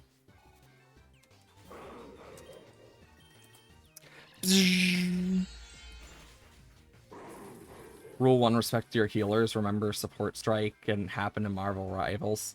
Oh yeah, I remember hearing about that. I never played Rivals or, like, was interested in it, but I heard about that, and I'm just thinking, people are so rude to healers, usually, and it's like, 9 times out of 10, they could probably do all the stuff themselves without the person that complains. Like, it's just annoying to watch. Because, like, when I would play Sunflower in Garden Warfare, I didn't really need teammates all the time because I liked playing Charge Shot. So I was actually, like, relatively good at what I did. And I would heal people, but I did have a good chunk of DPS as well. So it's not like I was defenseless, but it's also like I was able to do a lot, just in general with that. And too many people take advantage of that and are then like, God, why won't anyone heal me? Huh, maybe if you, you know, treated the healers better. Like, it's the same thing in, like, any collaborative game, like D&D, World of Warcraft, etc. Like, do not disrespect a healer. You will get fucked over. That is just the reality of it. Because if you piss off a healer, you're screwed. No ifs, no ands, no buts, not even a single coconut.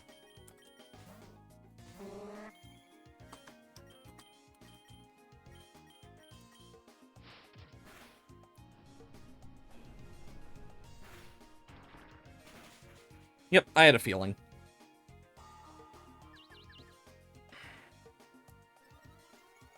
Special attack and speed. Damn it.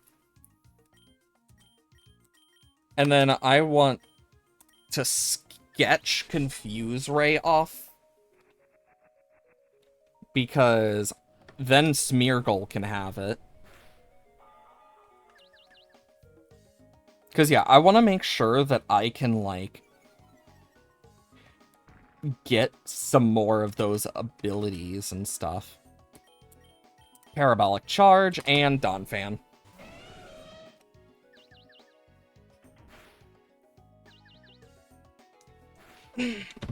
Genji players in Overwatch 2 try 1v5 and complain where the healer is. Exactly, like, it's the people who complain so much, but do the dumbest shit.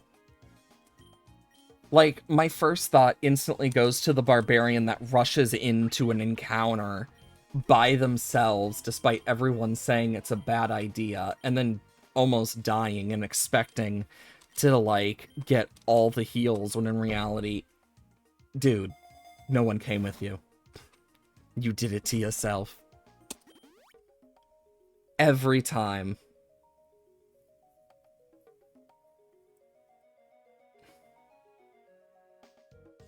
I saw the Leopard's tail for a bit. Can see it poking through. There we go. I was like, are we gonna get Lightbird?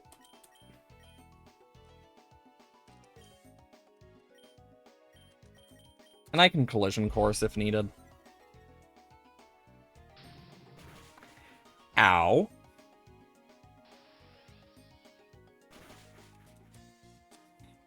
We are gonna have to deal with, Ramos, I believe it is, for the jungle. I do not want Earthquake. I mean, think how many healers in any... Like, this is part of why I don't like... Like, I'm not a big fan of FPSs already, but it's why I'm not a big fan of FPSs with support all the time, because it's like 9 times out of 10, the support's gonna get treated like crap. And it's like, I know that that's what I'm gonna end up playing in reality if I were to play it. And we all know that doesn't end well. Ooh, Zinc and Carbos. That's actually perfect. More defense and some speed? But it's like... There's so many healers out there that have been disrespected that you could probably fill so many lobbies with them.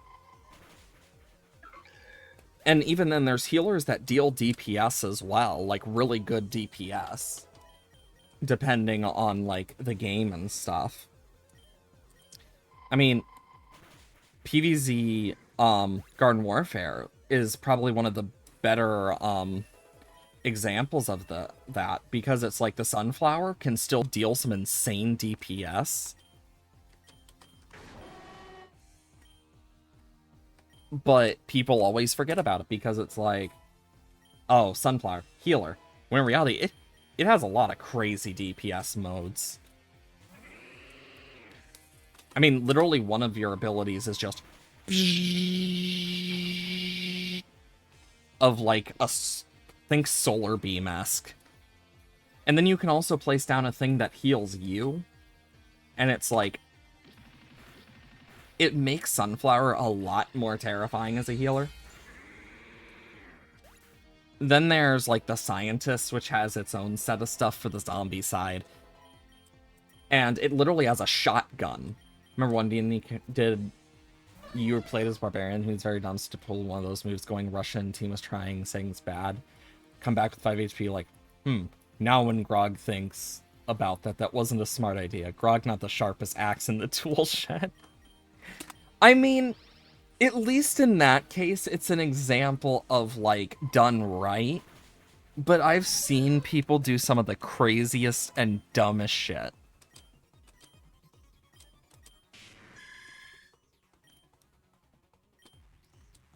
I'm gonna take Soak over Take Heart here. And I will replace it, but I want to give Soak to Smeargle. And you may be wondering, but Kai's, why would you want Soak? All it does is change a type. That's the plan. Think about it. Changing something to a water type. With this as my lead.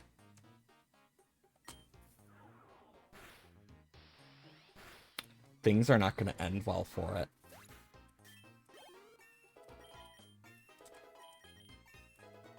Because it's not like they'll have, like... And it also removes their stab, which is also really useful. Team Rocket.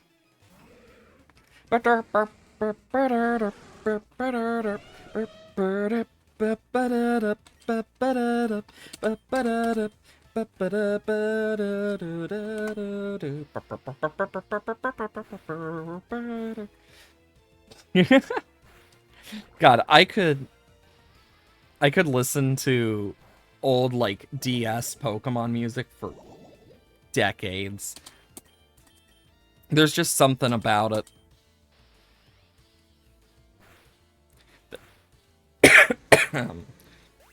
There goes Weezing. Muck is not too far behind. I do not need Giga Impact.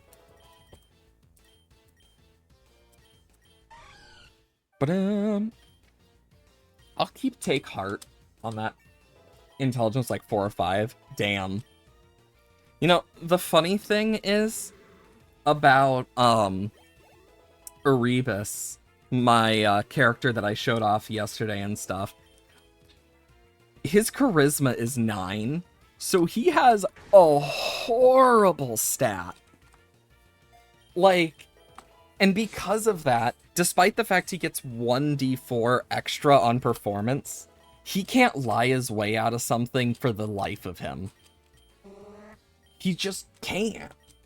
And it's hilarious. Oh, perfect, a Crobat, and I can shore up. Wow, that crit did so much damage. I mean, look how much damage that crit did.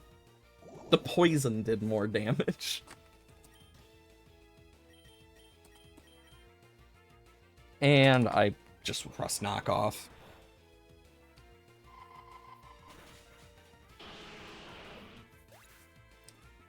There we go.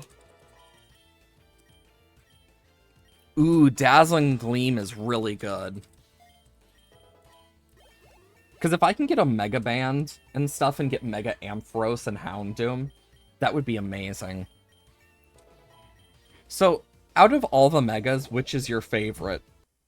Like, if we include the ones that just got, like, announced more recently, mine would be Mega Victory Bell. But if we're talking about before ZA comes out, I would have to personally say that my favorite would probably be, while difficult, it's between Mega Manectric and Mega Slowbro, because they just are great.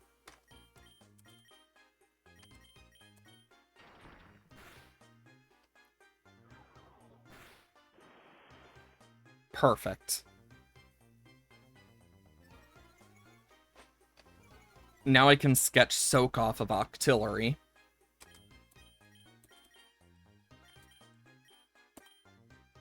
Perfect. This Smeargle is going to be so useful.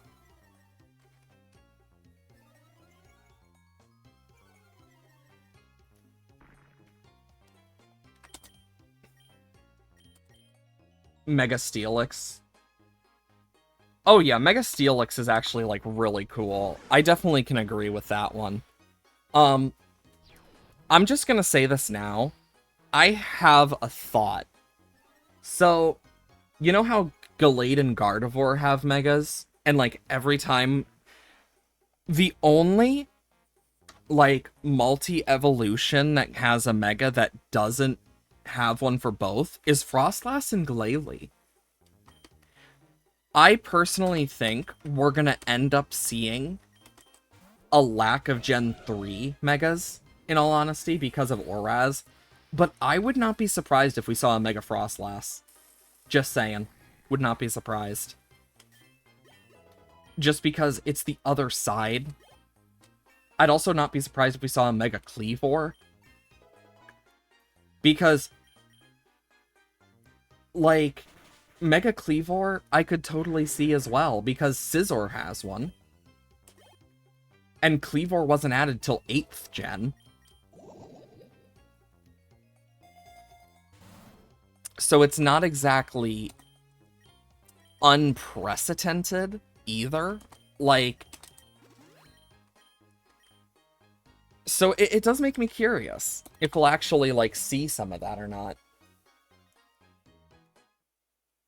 Because I think it would be really cool to see some of those Pokemon come to life in that way. Because I feel like, out of all of them, Frostlass is likely... We already know about Victory Bell and Dragonite. I would not be surprised if we saw Megas for the starters, of course. How would Mega Kleavor work lore-wise?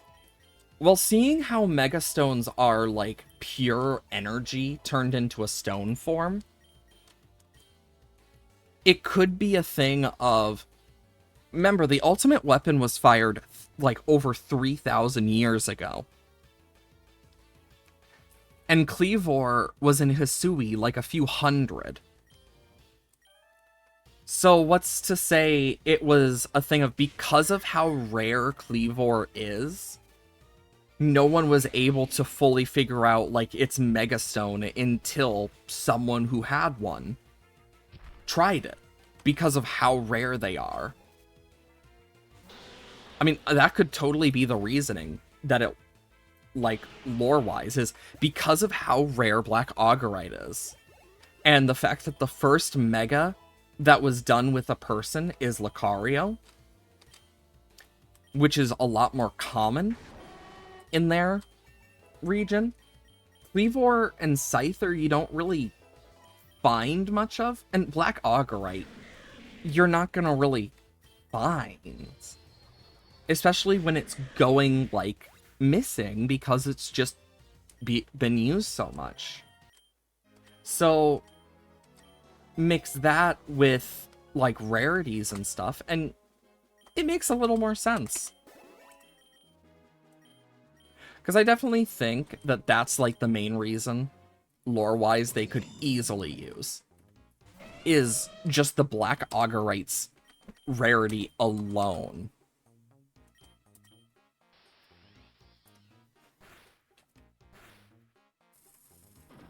I know another one I could totally see getting a Mega.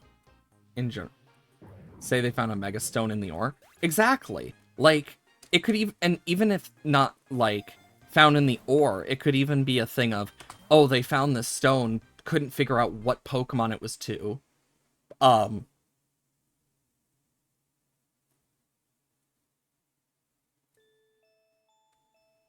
What? Well, that was weird.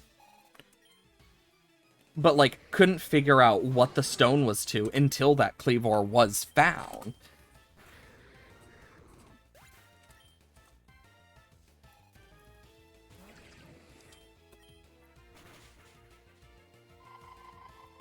Why aren't they using, like, their effects?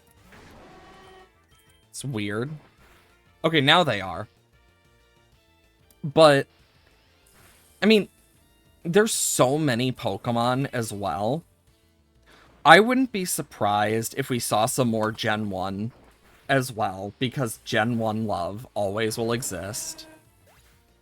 I also would not be surprised, and I know this may sound weird, like, saying it out loud, because of Eternal Flower Floette being the way it is, and the fact that the ultimate weapon kept it alive, I could totally see it having some sort of thing like Mega Rayquaza did, because it was just in pure, like, energy, which then led to it gaining a Mega form, or like a temporary form, similar to how Diancie produces so much of that infinity energy itself that it can Mega Evolve.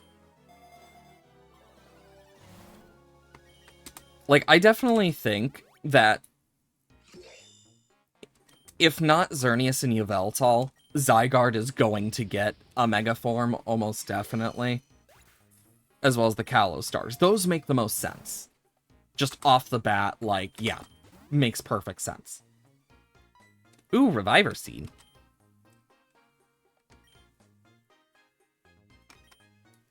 I'll steal the item.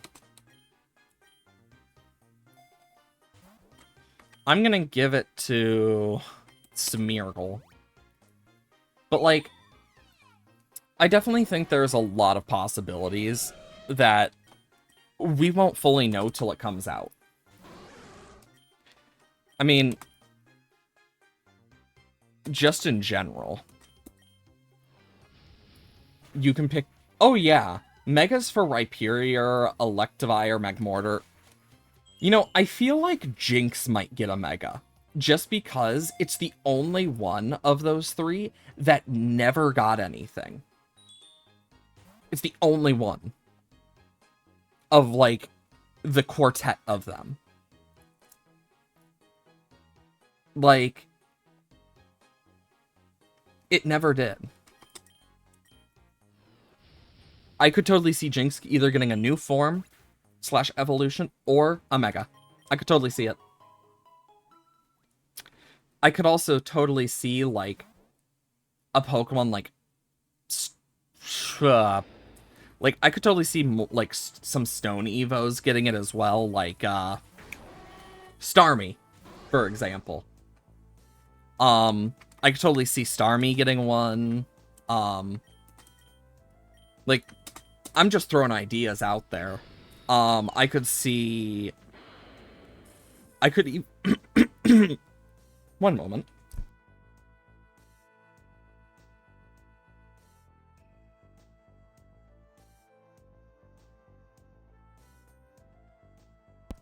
Sorry about that.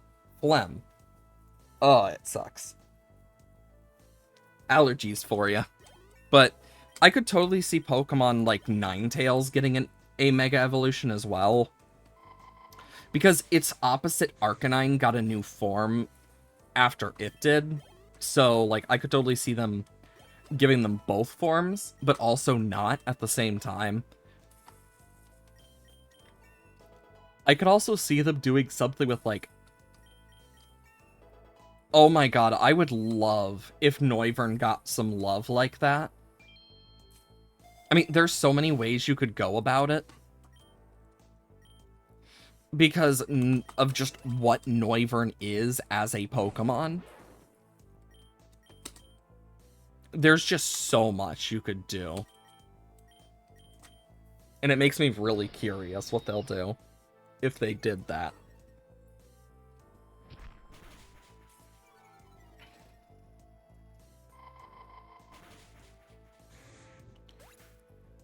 I mean, another one I could totally see Megas for is Nidoking and Nidoqueen. I mean, there's a lot of Pokemon that could get it. Finian is one. Love Disc is another. Unknown, I doubt would get a Mega, but it would be funny as hell.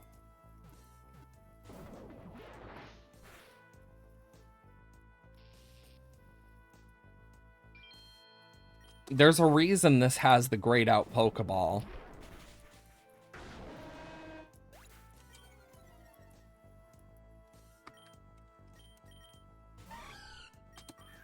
Get in the ball. I mean, yeah, there's a lot of possibilities of how it could look, and I can definitely think of a few myself. In all honesty, though,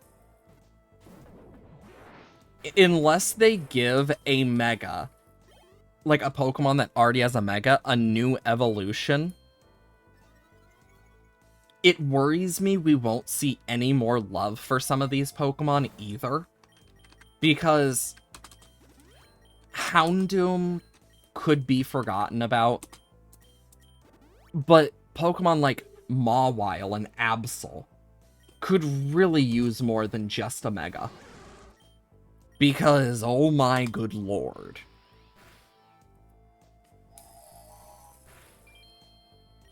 Like, I feel like I doubt there's gonna be a Gen 9 Mega. Just saying. I doubt we're gonna see a Gen 9 Mega just because of the fact is it's so new. Vampire Dragon with the ability to like crit or heal it or something. I could totally see it leaning more into the Wyvern bat, but I could also see it do more with the boombox inspirations as well. And like the speakers.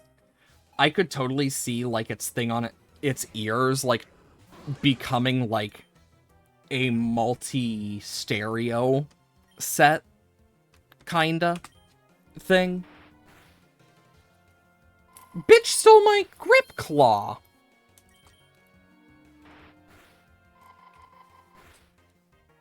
What an asshole!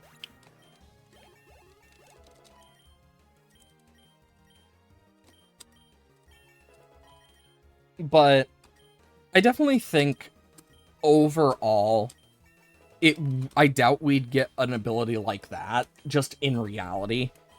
Because we know they've learned from Parental Bond how broken some abilities can be. You know, Mega High Dragon would be really good too, but I doubt we'd get a Mega. Clefable is one I could totally see happening. Wigglytuff. Like, most of the Gen 1s I could see being on the table. That, especially the ones that just haven't gotten anything special in any, like, gen recently. I feel like we might see something like Mega Bruxish or something, though. Like, I feel like we'll see some Gen 7s get Megas, as well as maybe 1 or 2 Gen 8s. But I feel like the Gen 8 is unlikely. We're not gonna get one for Gen 9. 100%. So, the most broken abilities are usually saved for legendaries, especially recently, or like specific Pokemon. But we don't really have an ability that heals other than Regenerator, which is... Oh, ads. RIP.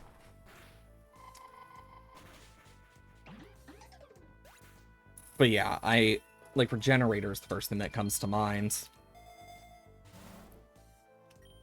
Dire Hit.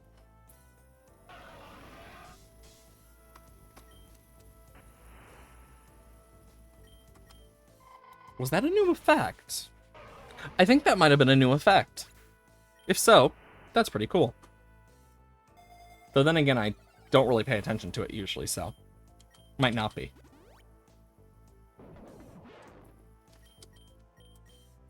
And Darmanitan's nearly dead.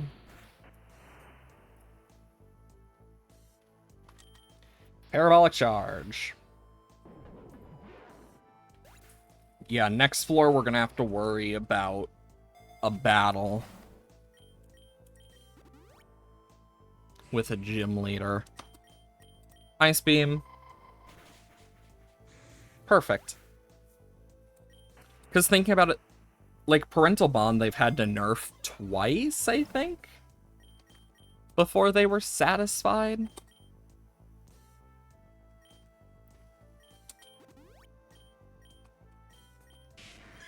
Get rid of Soak. Cradilly. Good thing I can Ice Beam. Ooh, crit. Nice. Passive Seed Sower is just going to be a pain in the butt. Yikes. Because the thing is now just going to heal, but also have loads more from just defenses. Oh, or I could crit again. I mean, thinking about it, crits can easily be strengthened with stuff just due to how crits are as a whole. Because you got Dire Hits, Focus Energy, Dragon Cheer. I mean, there's... Because they do think more about competitive than they used to in Pokemon now. God, the amount they think about competitive now is kind of crazy. It's not something you expect. Donphan, Houndoom, and Misdreavus. I'll take an egg voucher. Back from the ad break. Okay, as I was saying before the ads happened, the only ability that does any form of healing like that is Regenerator. And that's only when you switch back in. And Pokemon has thought more about competitive with recent abilities. The most broken of which usually is saved for a legendary. Looks over at Miraidon and Koraidon's abilities. Is Pokerogue just having issues today? Because that seems to kind of be the thing happening. But you also got to remember, if you get a +3 to crits, it's basically a guaranteed crit. And Noivern does get access to some of that stuff, because you gotta also remember, Dragon Cheer exists. Oh boy. And then you have Focus Energy, Dire Hit. Like, in the end, there's gonna be a lot more of that just overall ability to raise crit chance to heal like that. I feel like it would be more likely to be a move just because. Because there's not really an ability that heals. Because even with, like, Darkrai's Bad Dreams, it doesn't heal, it just damages. Because there's a lot of moves out there that kind of fit into that, like, category, but there's also a lot that just don't.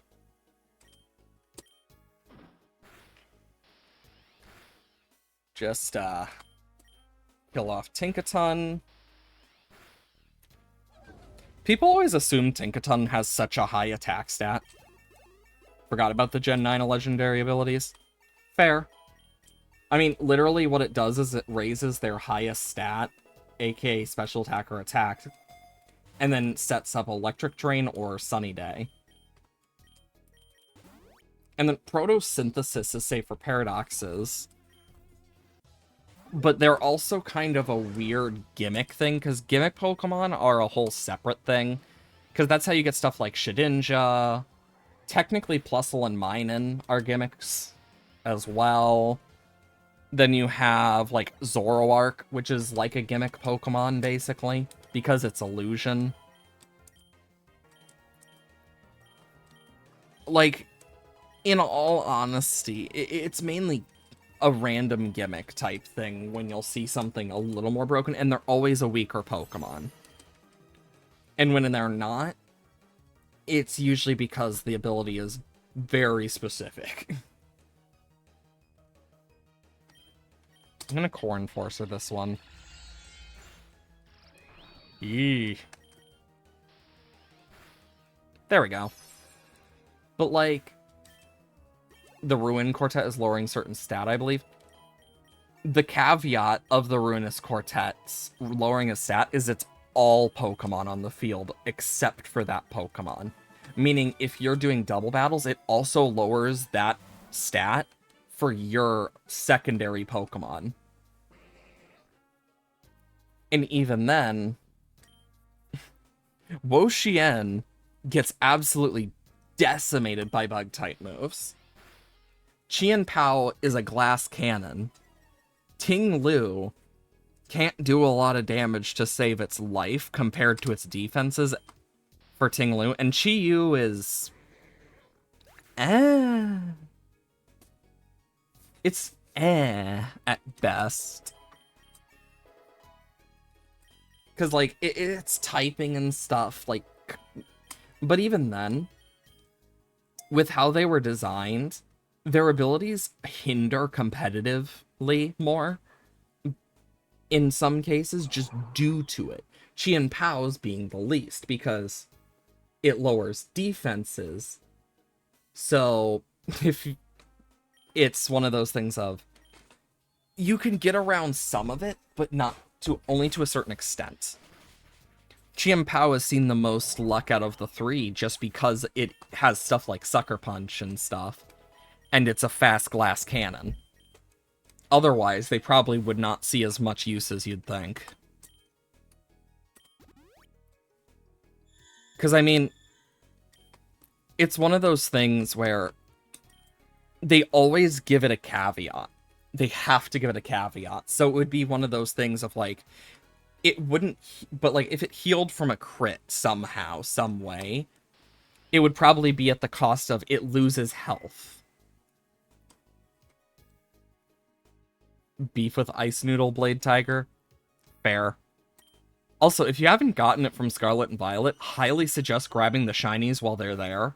Because I believe... I don't know if we can pick up the Ting Lu yet, but I can almost guarantee the Chi-Yu is going to get succeeded as well.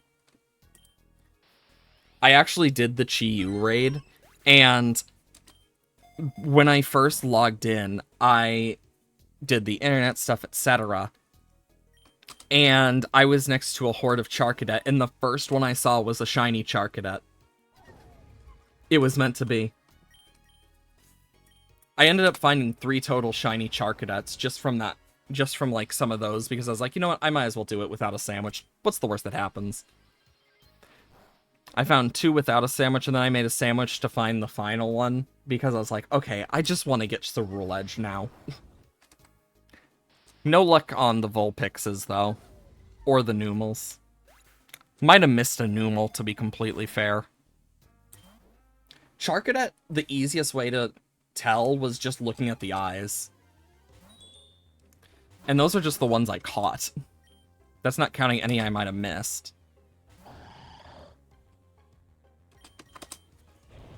This is gonna hurt.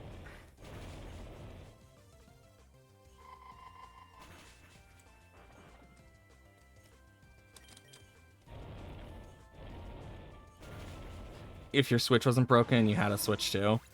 RIP. Honestly, with the Switch 2, my only thought is I just don't want to pay that type of money for games because it's dumb. And it's also like, I really don't care enough about the Switch 2. The only reason I even debated getting it was just so I could play it on stream to play some games, because in reality, yeah, honestly, that's fair.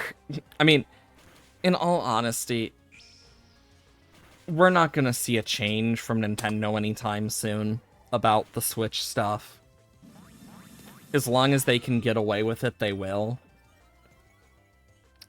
Though, I know stuff has been slowly going downhill for them. Oh no. It's almost like karma. I mean, you literally have, like, the lawsuit with Pow World is a great example of just overstepping their bounds and starting to lose because of it. And it's hilarious to watch because it's just like, you know, you did this to yourself, Nintendo. Because the reality is, they did do it to themselves.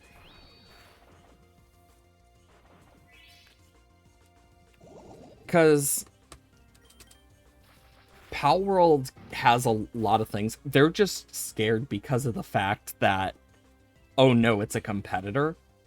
But then they decided on the Switch 2 to have a ripoff of Pow World that was created on their Switch store. And I'm just thinking to myself, you know, how did they not see that coming back to bite them? Like, in all honesty, what's the worst part of your Switch being broken? Is it missing the frickin' specialty shinies that are gonna disappear?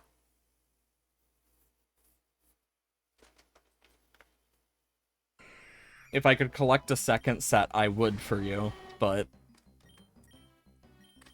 actually I might be able to if I do it in my Violet, but I mean, I could try. I don't know if you have to do the event to get it, though, or not.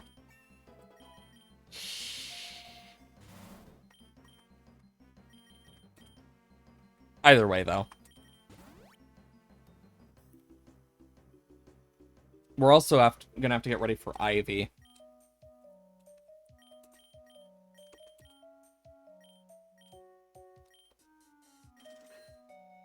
I did not mean to give him money. Well, I got an amulet coin. I was gonna give them the Soothe Bell.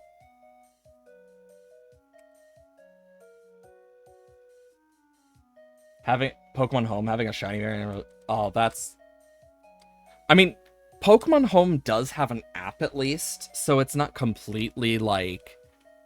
Well, rip. You'll never get it back.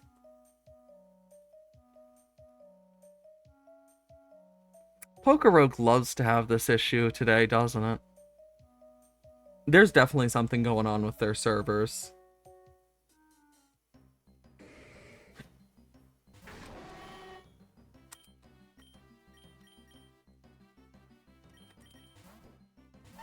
But, like, I actually have been collecting a few more shinies just cuz. Yeah, the app at least helps. I still need to collect shiny Keldeo. I just need to finish frickin' Sword again to get type Null. And then, like, a few, like, one-offs that I just need to, like, breed. And it's like, I'll get it eventually. I just keep forgetting.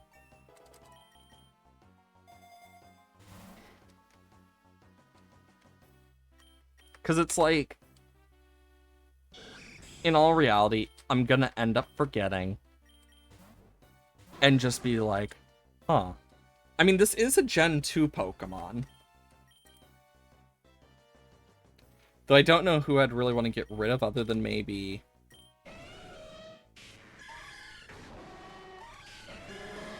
The only one I'd maybe get rid of is Donphan, but because I haven't beaten it with Donphan yet, I'm like, I'd rather keep Donphan. You know, people always think Slugma and Skarmory are Gen 3, when in reality, no, they're Gen 2. They're just really rare to an extent where it's like, really? I also do need to eventually update my Minecraft skin because I want to update it to a Halloween version that's based off the cursed Formicayas. So it would darken the colors and stuff. Add a few things. Honestly, I might redo certain parts of my skin anyway for Minecraft.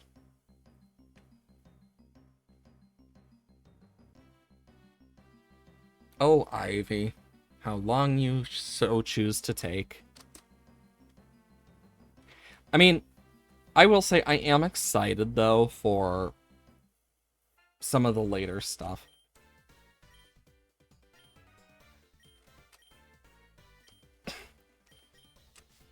Specifically 95. We've reached everything except 95. Ice Beam. What is with all the crits today? Jesus Christ. We've been seeing a lot of crits. At least Smeargle is like the ultimate support. So that's gonna be nice. Core Enforcer.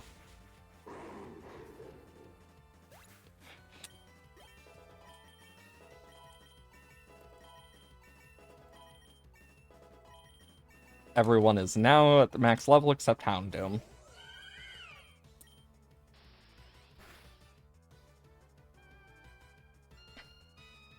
When you found out your Switch was broken, you started panicking a bit because shiny female Mimikyu that has max friendship and has many ribbons could also get her a name as Mimi. You know what? That's fair. Yeah, like, for me, it's one of those things of, I made sure to keep my Latias safe in home at this point because I don't want to lose it. Like, there's a few shinies I do want to try and get. If I were to go for a shiny living dex, I would not go for a shiny living form dex because getting every form of Vivillon again and Furfrou and all of the differences for Alcremie, I think I would rather die. Because I still don't even have all the Alcremie forms.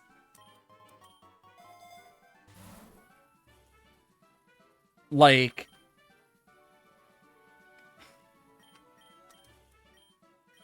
the thought of it is so just like disheartening to think about.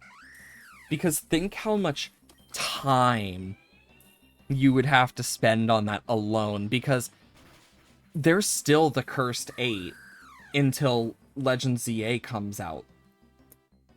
And even then, there's only so many you can get in Legends Arceus, in Paldea. Like, even with Shiny Charm, it's still going to be a pain in the ass if it's not in one of those two.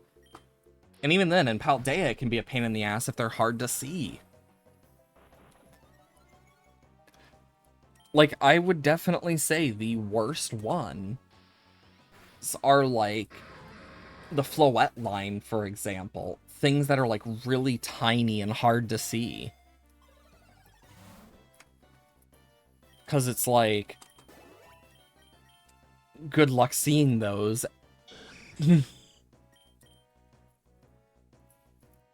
You would think, but right now it's Furfrou, because you cannot physically, until ZA comes out, there is no way to get shiny forms of Furfrou other than its base form without Pokemon Go.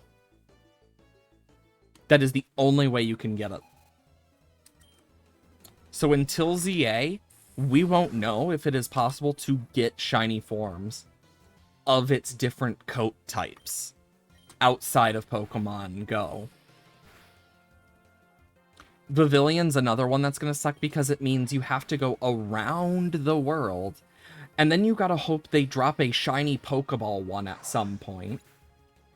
For the Mythicals, some of them just never have dropped. Looks over at Victini. And then you have some of the same for some of the legendaries.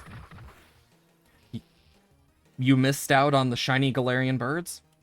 Well, fuck you. That's basically what it is. Then you get the whole thing with Minior, which at least has one form that is for its shiny, but it doesn't change the fact it still says orange form, green form, etc. So that's one of those things of, do you count the different names or not? Or only if it looks different? Then you have the male and female versions of Pokemon, like Venusaur. The male and female have small differences. Charizard, Alakazam. Even the Torchic line. Can't tell it's shiny until you break it. Exactly. The only way you can tell it's shiny before breaking its shell is if it does the sparkle. It is a great example of dear fucking Lord. Because it just... it's going to cause a lot of issues. Like, that's the reality. It's going to cause a lot of issues either way if you were to do that. Because there is no way to get the shiny special form of Magearna, for example. And let's assume we don't count things that you cannot physically get the shiny of anymore. Okay. There's still a lot of hunts that you still need to rely on older games for. Like, you need to rely on Gen 6 or Gen 5 for the monkeys and Patrat until ZA comes out. Because those Cursed 8 have yet to be part of a game till ZA comes out. So we are not going to see any easier of a time. Then you have all of the starters. All of the Ultra Beasts. And the best way to hunt the Ultra Beasts is, unironically, Ultra Sun, Ultra Moon, and not through the Dynamax Den. Just because of how low the rates can get, and then you have to soft reset. Like, there's just so much that it's like, okay, that's enough. I mean, God, think of all of the different forms that some of these Pokemon have, too. Because most Pokemon have a lot. The Mimikyu you told me about? Yeah, I remember.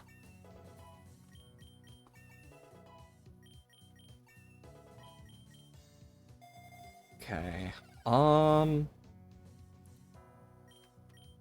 The fact they removed return still hurts me internally because it's like, normal types no longer have a really good move like that anymore. Guess who forgot the link to the Pokemon home? Big rip. That is truly a big rest in peace. You know, one of these days, I need to get a bunch of, like, Pokemon sorted out for, like, my shinies. And, like, empty out a bunch of, like, the rando Pokemon I have. Like, I have so many copies of certain legendaries that I just don't need.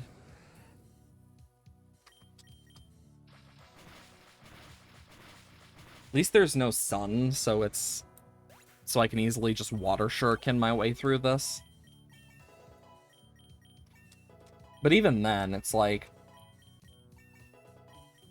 I just think about it, and I look at some of those Pokemon. The fact that you would need 3 Abras for just in general, and then another 3 on top of that, is so annoying. And then you have split Evos that require certain games to evolve. Looks over at Alolan Executor. Like, you got those too, which is just another thing entirely. Then you also have the different forms, be it Galarian, Paldean, etc.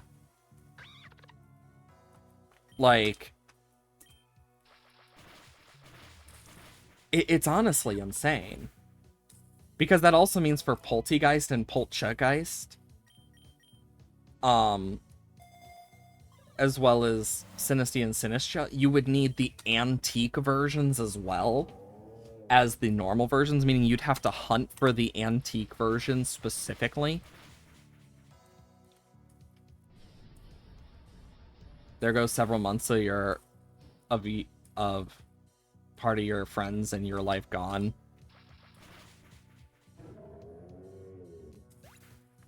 I mean, there's nothing saying you can't get it back, but even then, it just depends.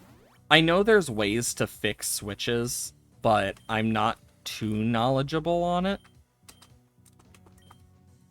Just in general.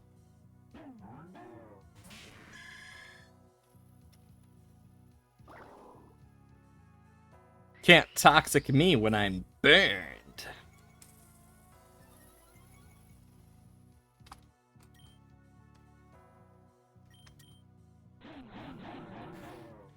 I'm gonna try and lower its attack.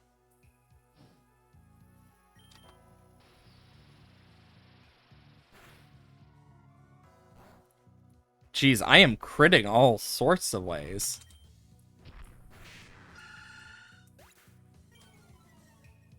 Speed fell. That's a plus. Flamethrower. This gonna hurt. Okay, and then Flamethrower. Perfect. What type of condition is it in? Because that does matter, I guess, to be fair.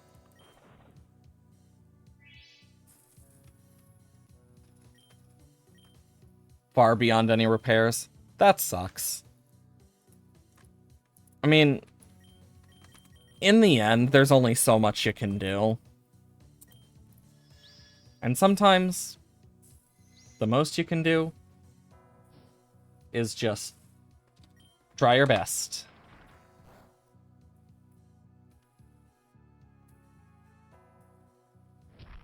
Ouch.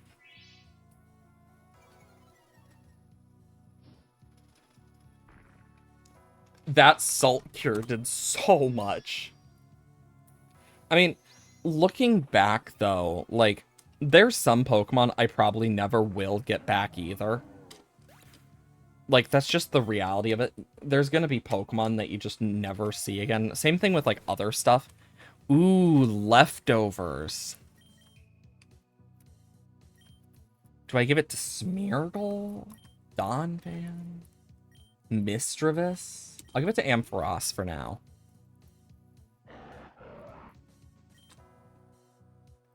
Oh. There we go. Smeargle's done. But Salt Cure should help.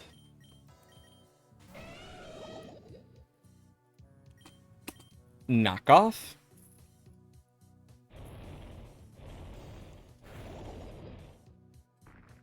Cool. Salt Cure is still doing a lot.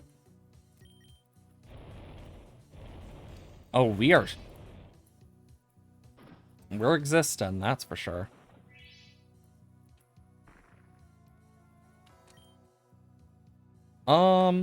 I know it's gonna go for, like, an Earth Power or something, so let's send out Misdreavus.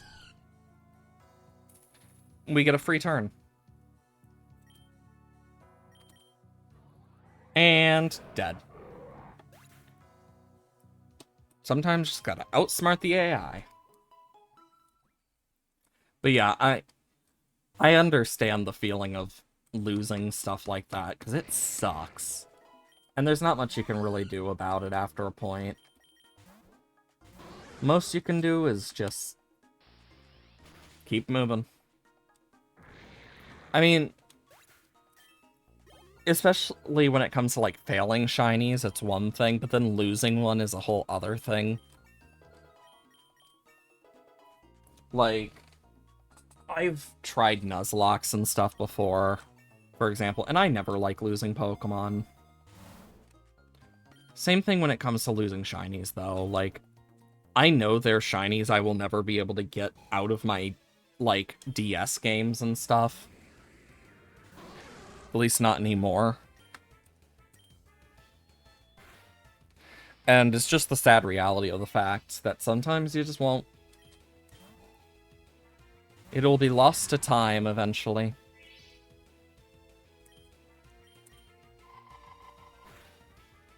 This is gonna hurt.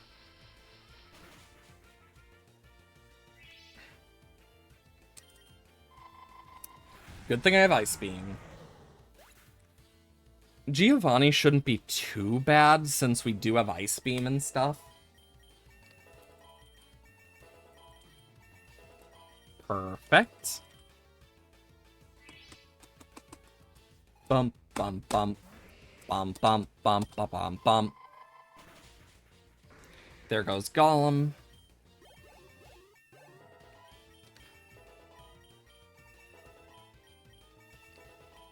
Do do do do do do ba ba ba ba ba ba ba ba ba ba ba.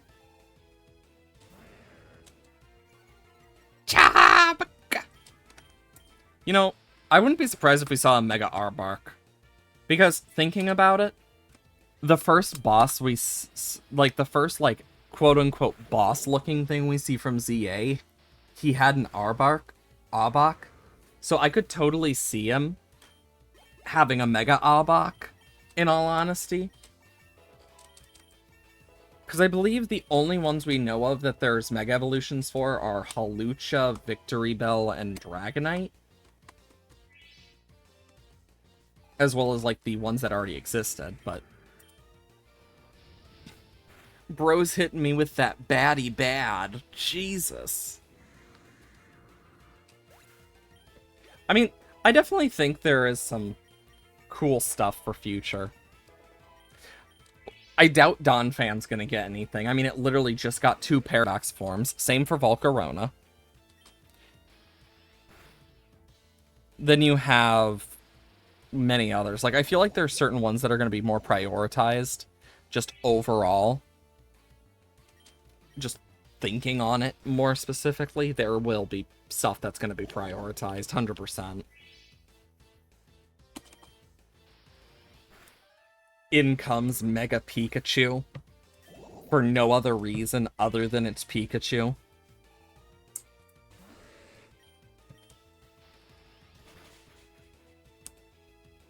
Oh my gosh, it's a Mega Pikachu. Honestly, I could see them doing that. That's the sad part. With how much they love Pikachu. Totally could see it.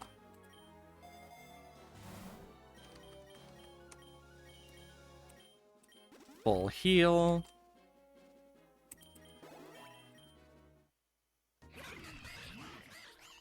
Aqua Ball.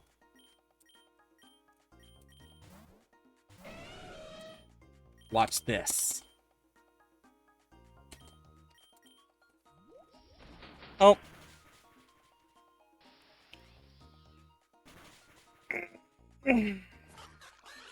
Oh my lord. Donphan should take out Toxapex at least. Yep. Okay, another Team Rocket Grunt. Here we come.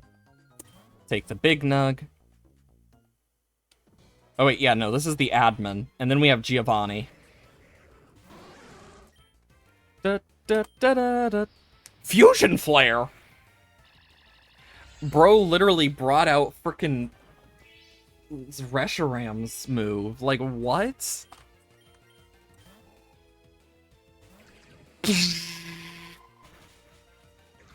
I only switched moves so I could kill Electrode. But I ended up killing Dugtrio. Do. Oh my goodness. Like, Jesus Christ. That actually caught me off guard. You don't really see a lot of, like, freezes happen. So seeing them happen more in this is super weird for me. Because you get used to not seeing them.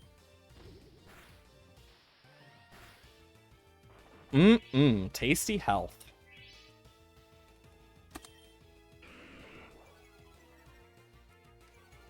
That's annoying.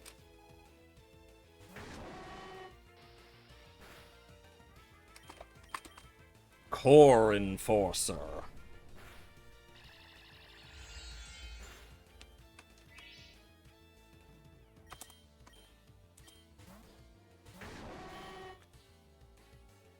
Thank you for the fire type boost.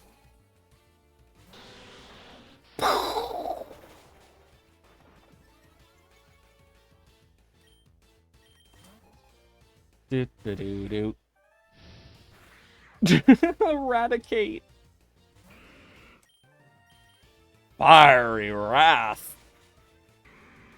You know, the Galarian birds really do make you wonder what other weird stuff there might be in the Pokemon world we don't know about. Like, I wonder what type of fossils there are.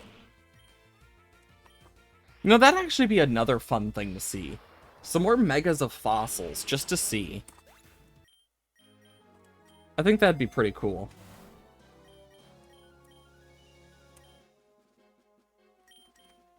So we gotta deal with Giovanni.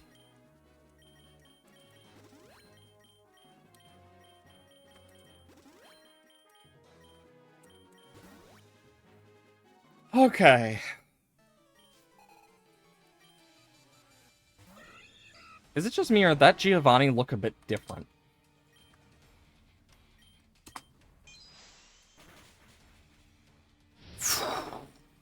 Ooh, crit. Nice. Crits have been going everywhere.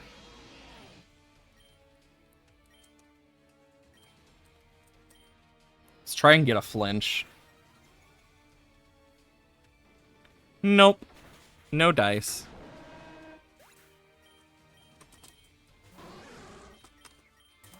Ice Beam. Okay, Ampharos, you got this.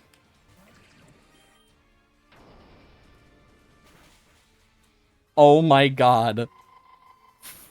The goat Ampharos living on 22.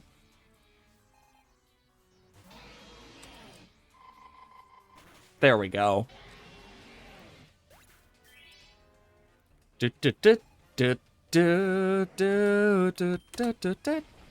Oh. We might die to Giovanni here, like, unironically.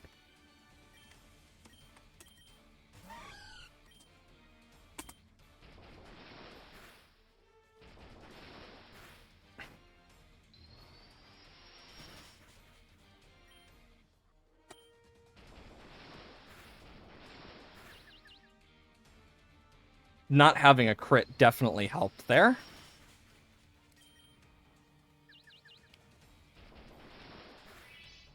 It's trapped in outrage again, at least. There we go.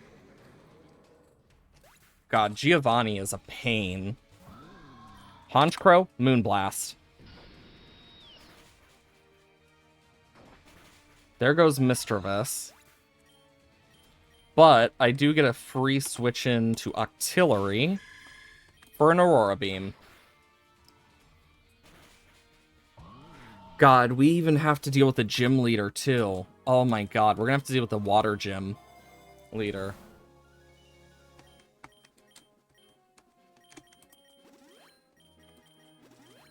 I'm getting prepped for that as well. Soldew for Ampharos. Learn its dance.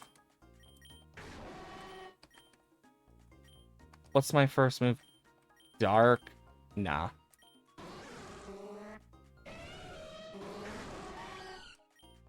Mischievous would get a ghost type move that does some extra but doesn't lower special defense. Honestly, I don't think I need it. None of these are really useful. Unless I were to put it on Ampharos here. Ampharos. But the healing is nice. Though I do have leftovers now, so I'm a little more willing to do it. But I can always get rid of it if need be.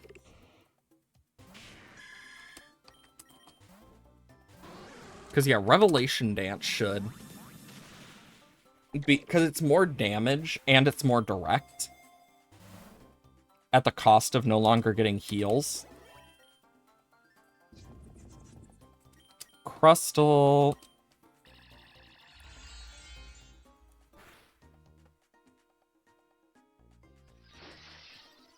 Oh boy, Shell Smash.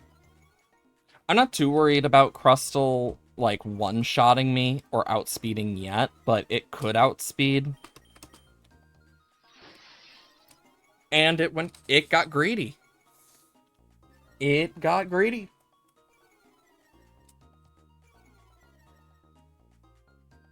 That's what happened when you greed. Don't greed too hard or, well, you end up losing. Nugget. The Fisherman! Cloyster? You'll never guess what I have for this. I like to think that Ampharos is, like, dancing around, like, swinging its tail as it lights up. Because it's a cute little thought. Like, it's doing a little bit of spinning with, like, its tail glowing brighter and just a huge electrical storm comes out of it or something. Misty? Okay. Caracosta?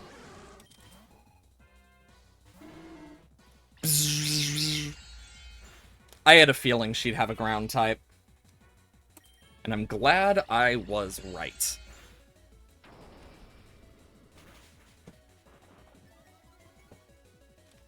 Do, do, do, do, do, do, do, do, do, do, do, do, do, do, do, do. There we go.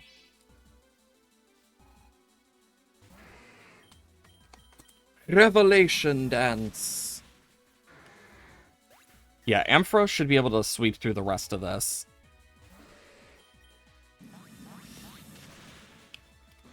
Okay. Slowbro goes down. Starmie's gonna go down. though it was pretty dang fast.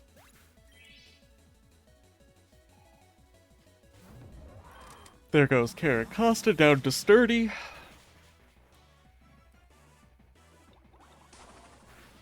Aqua Step.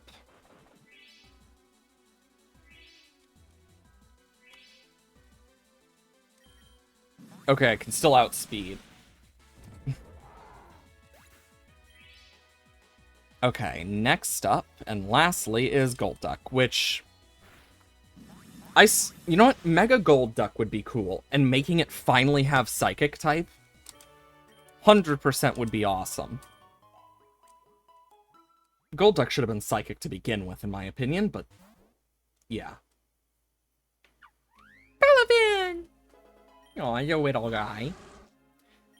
Either way, though, I am going to get going. I have my fair share of things to do. It was 50-50, depending on stuff, whether or not I was gonna go for, like, full-time or not. Exclamation mark Dislab, if you're not already in the Discord, and exclamation mark YouTube, if you want to watch the VODs. We have all sorts of stuff over there.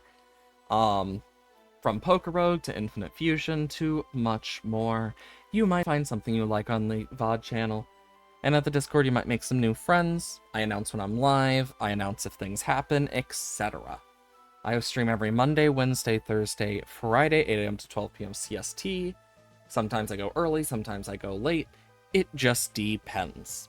I always announce it either on stream or in the Discord. Either way, have wonderful days.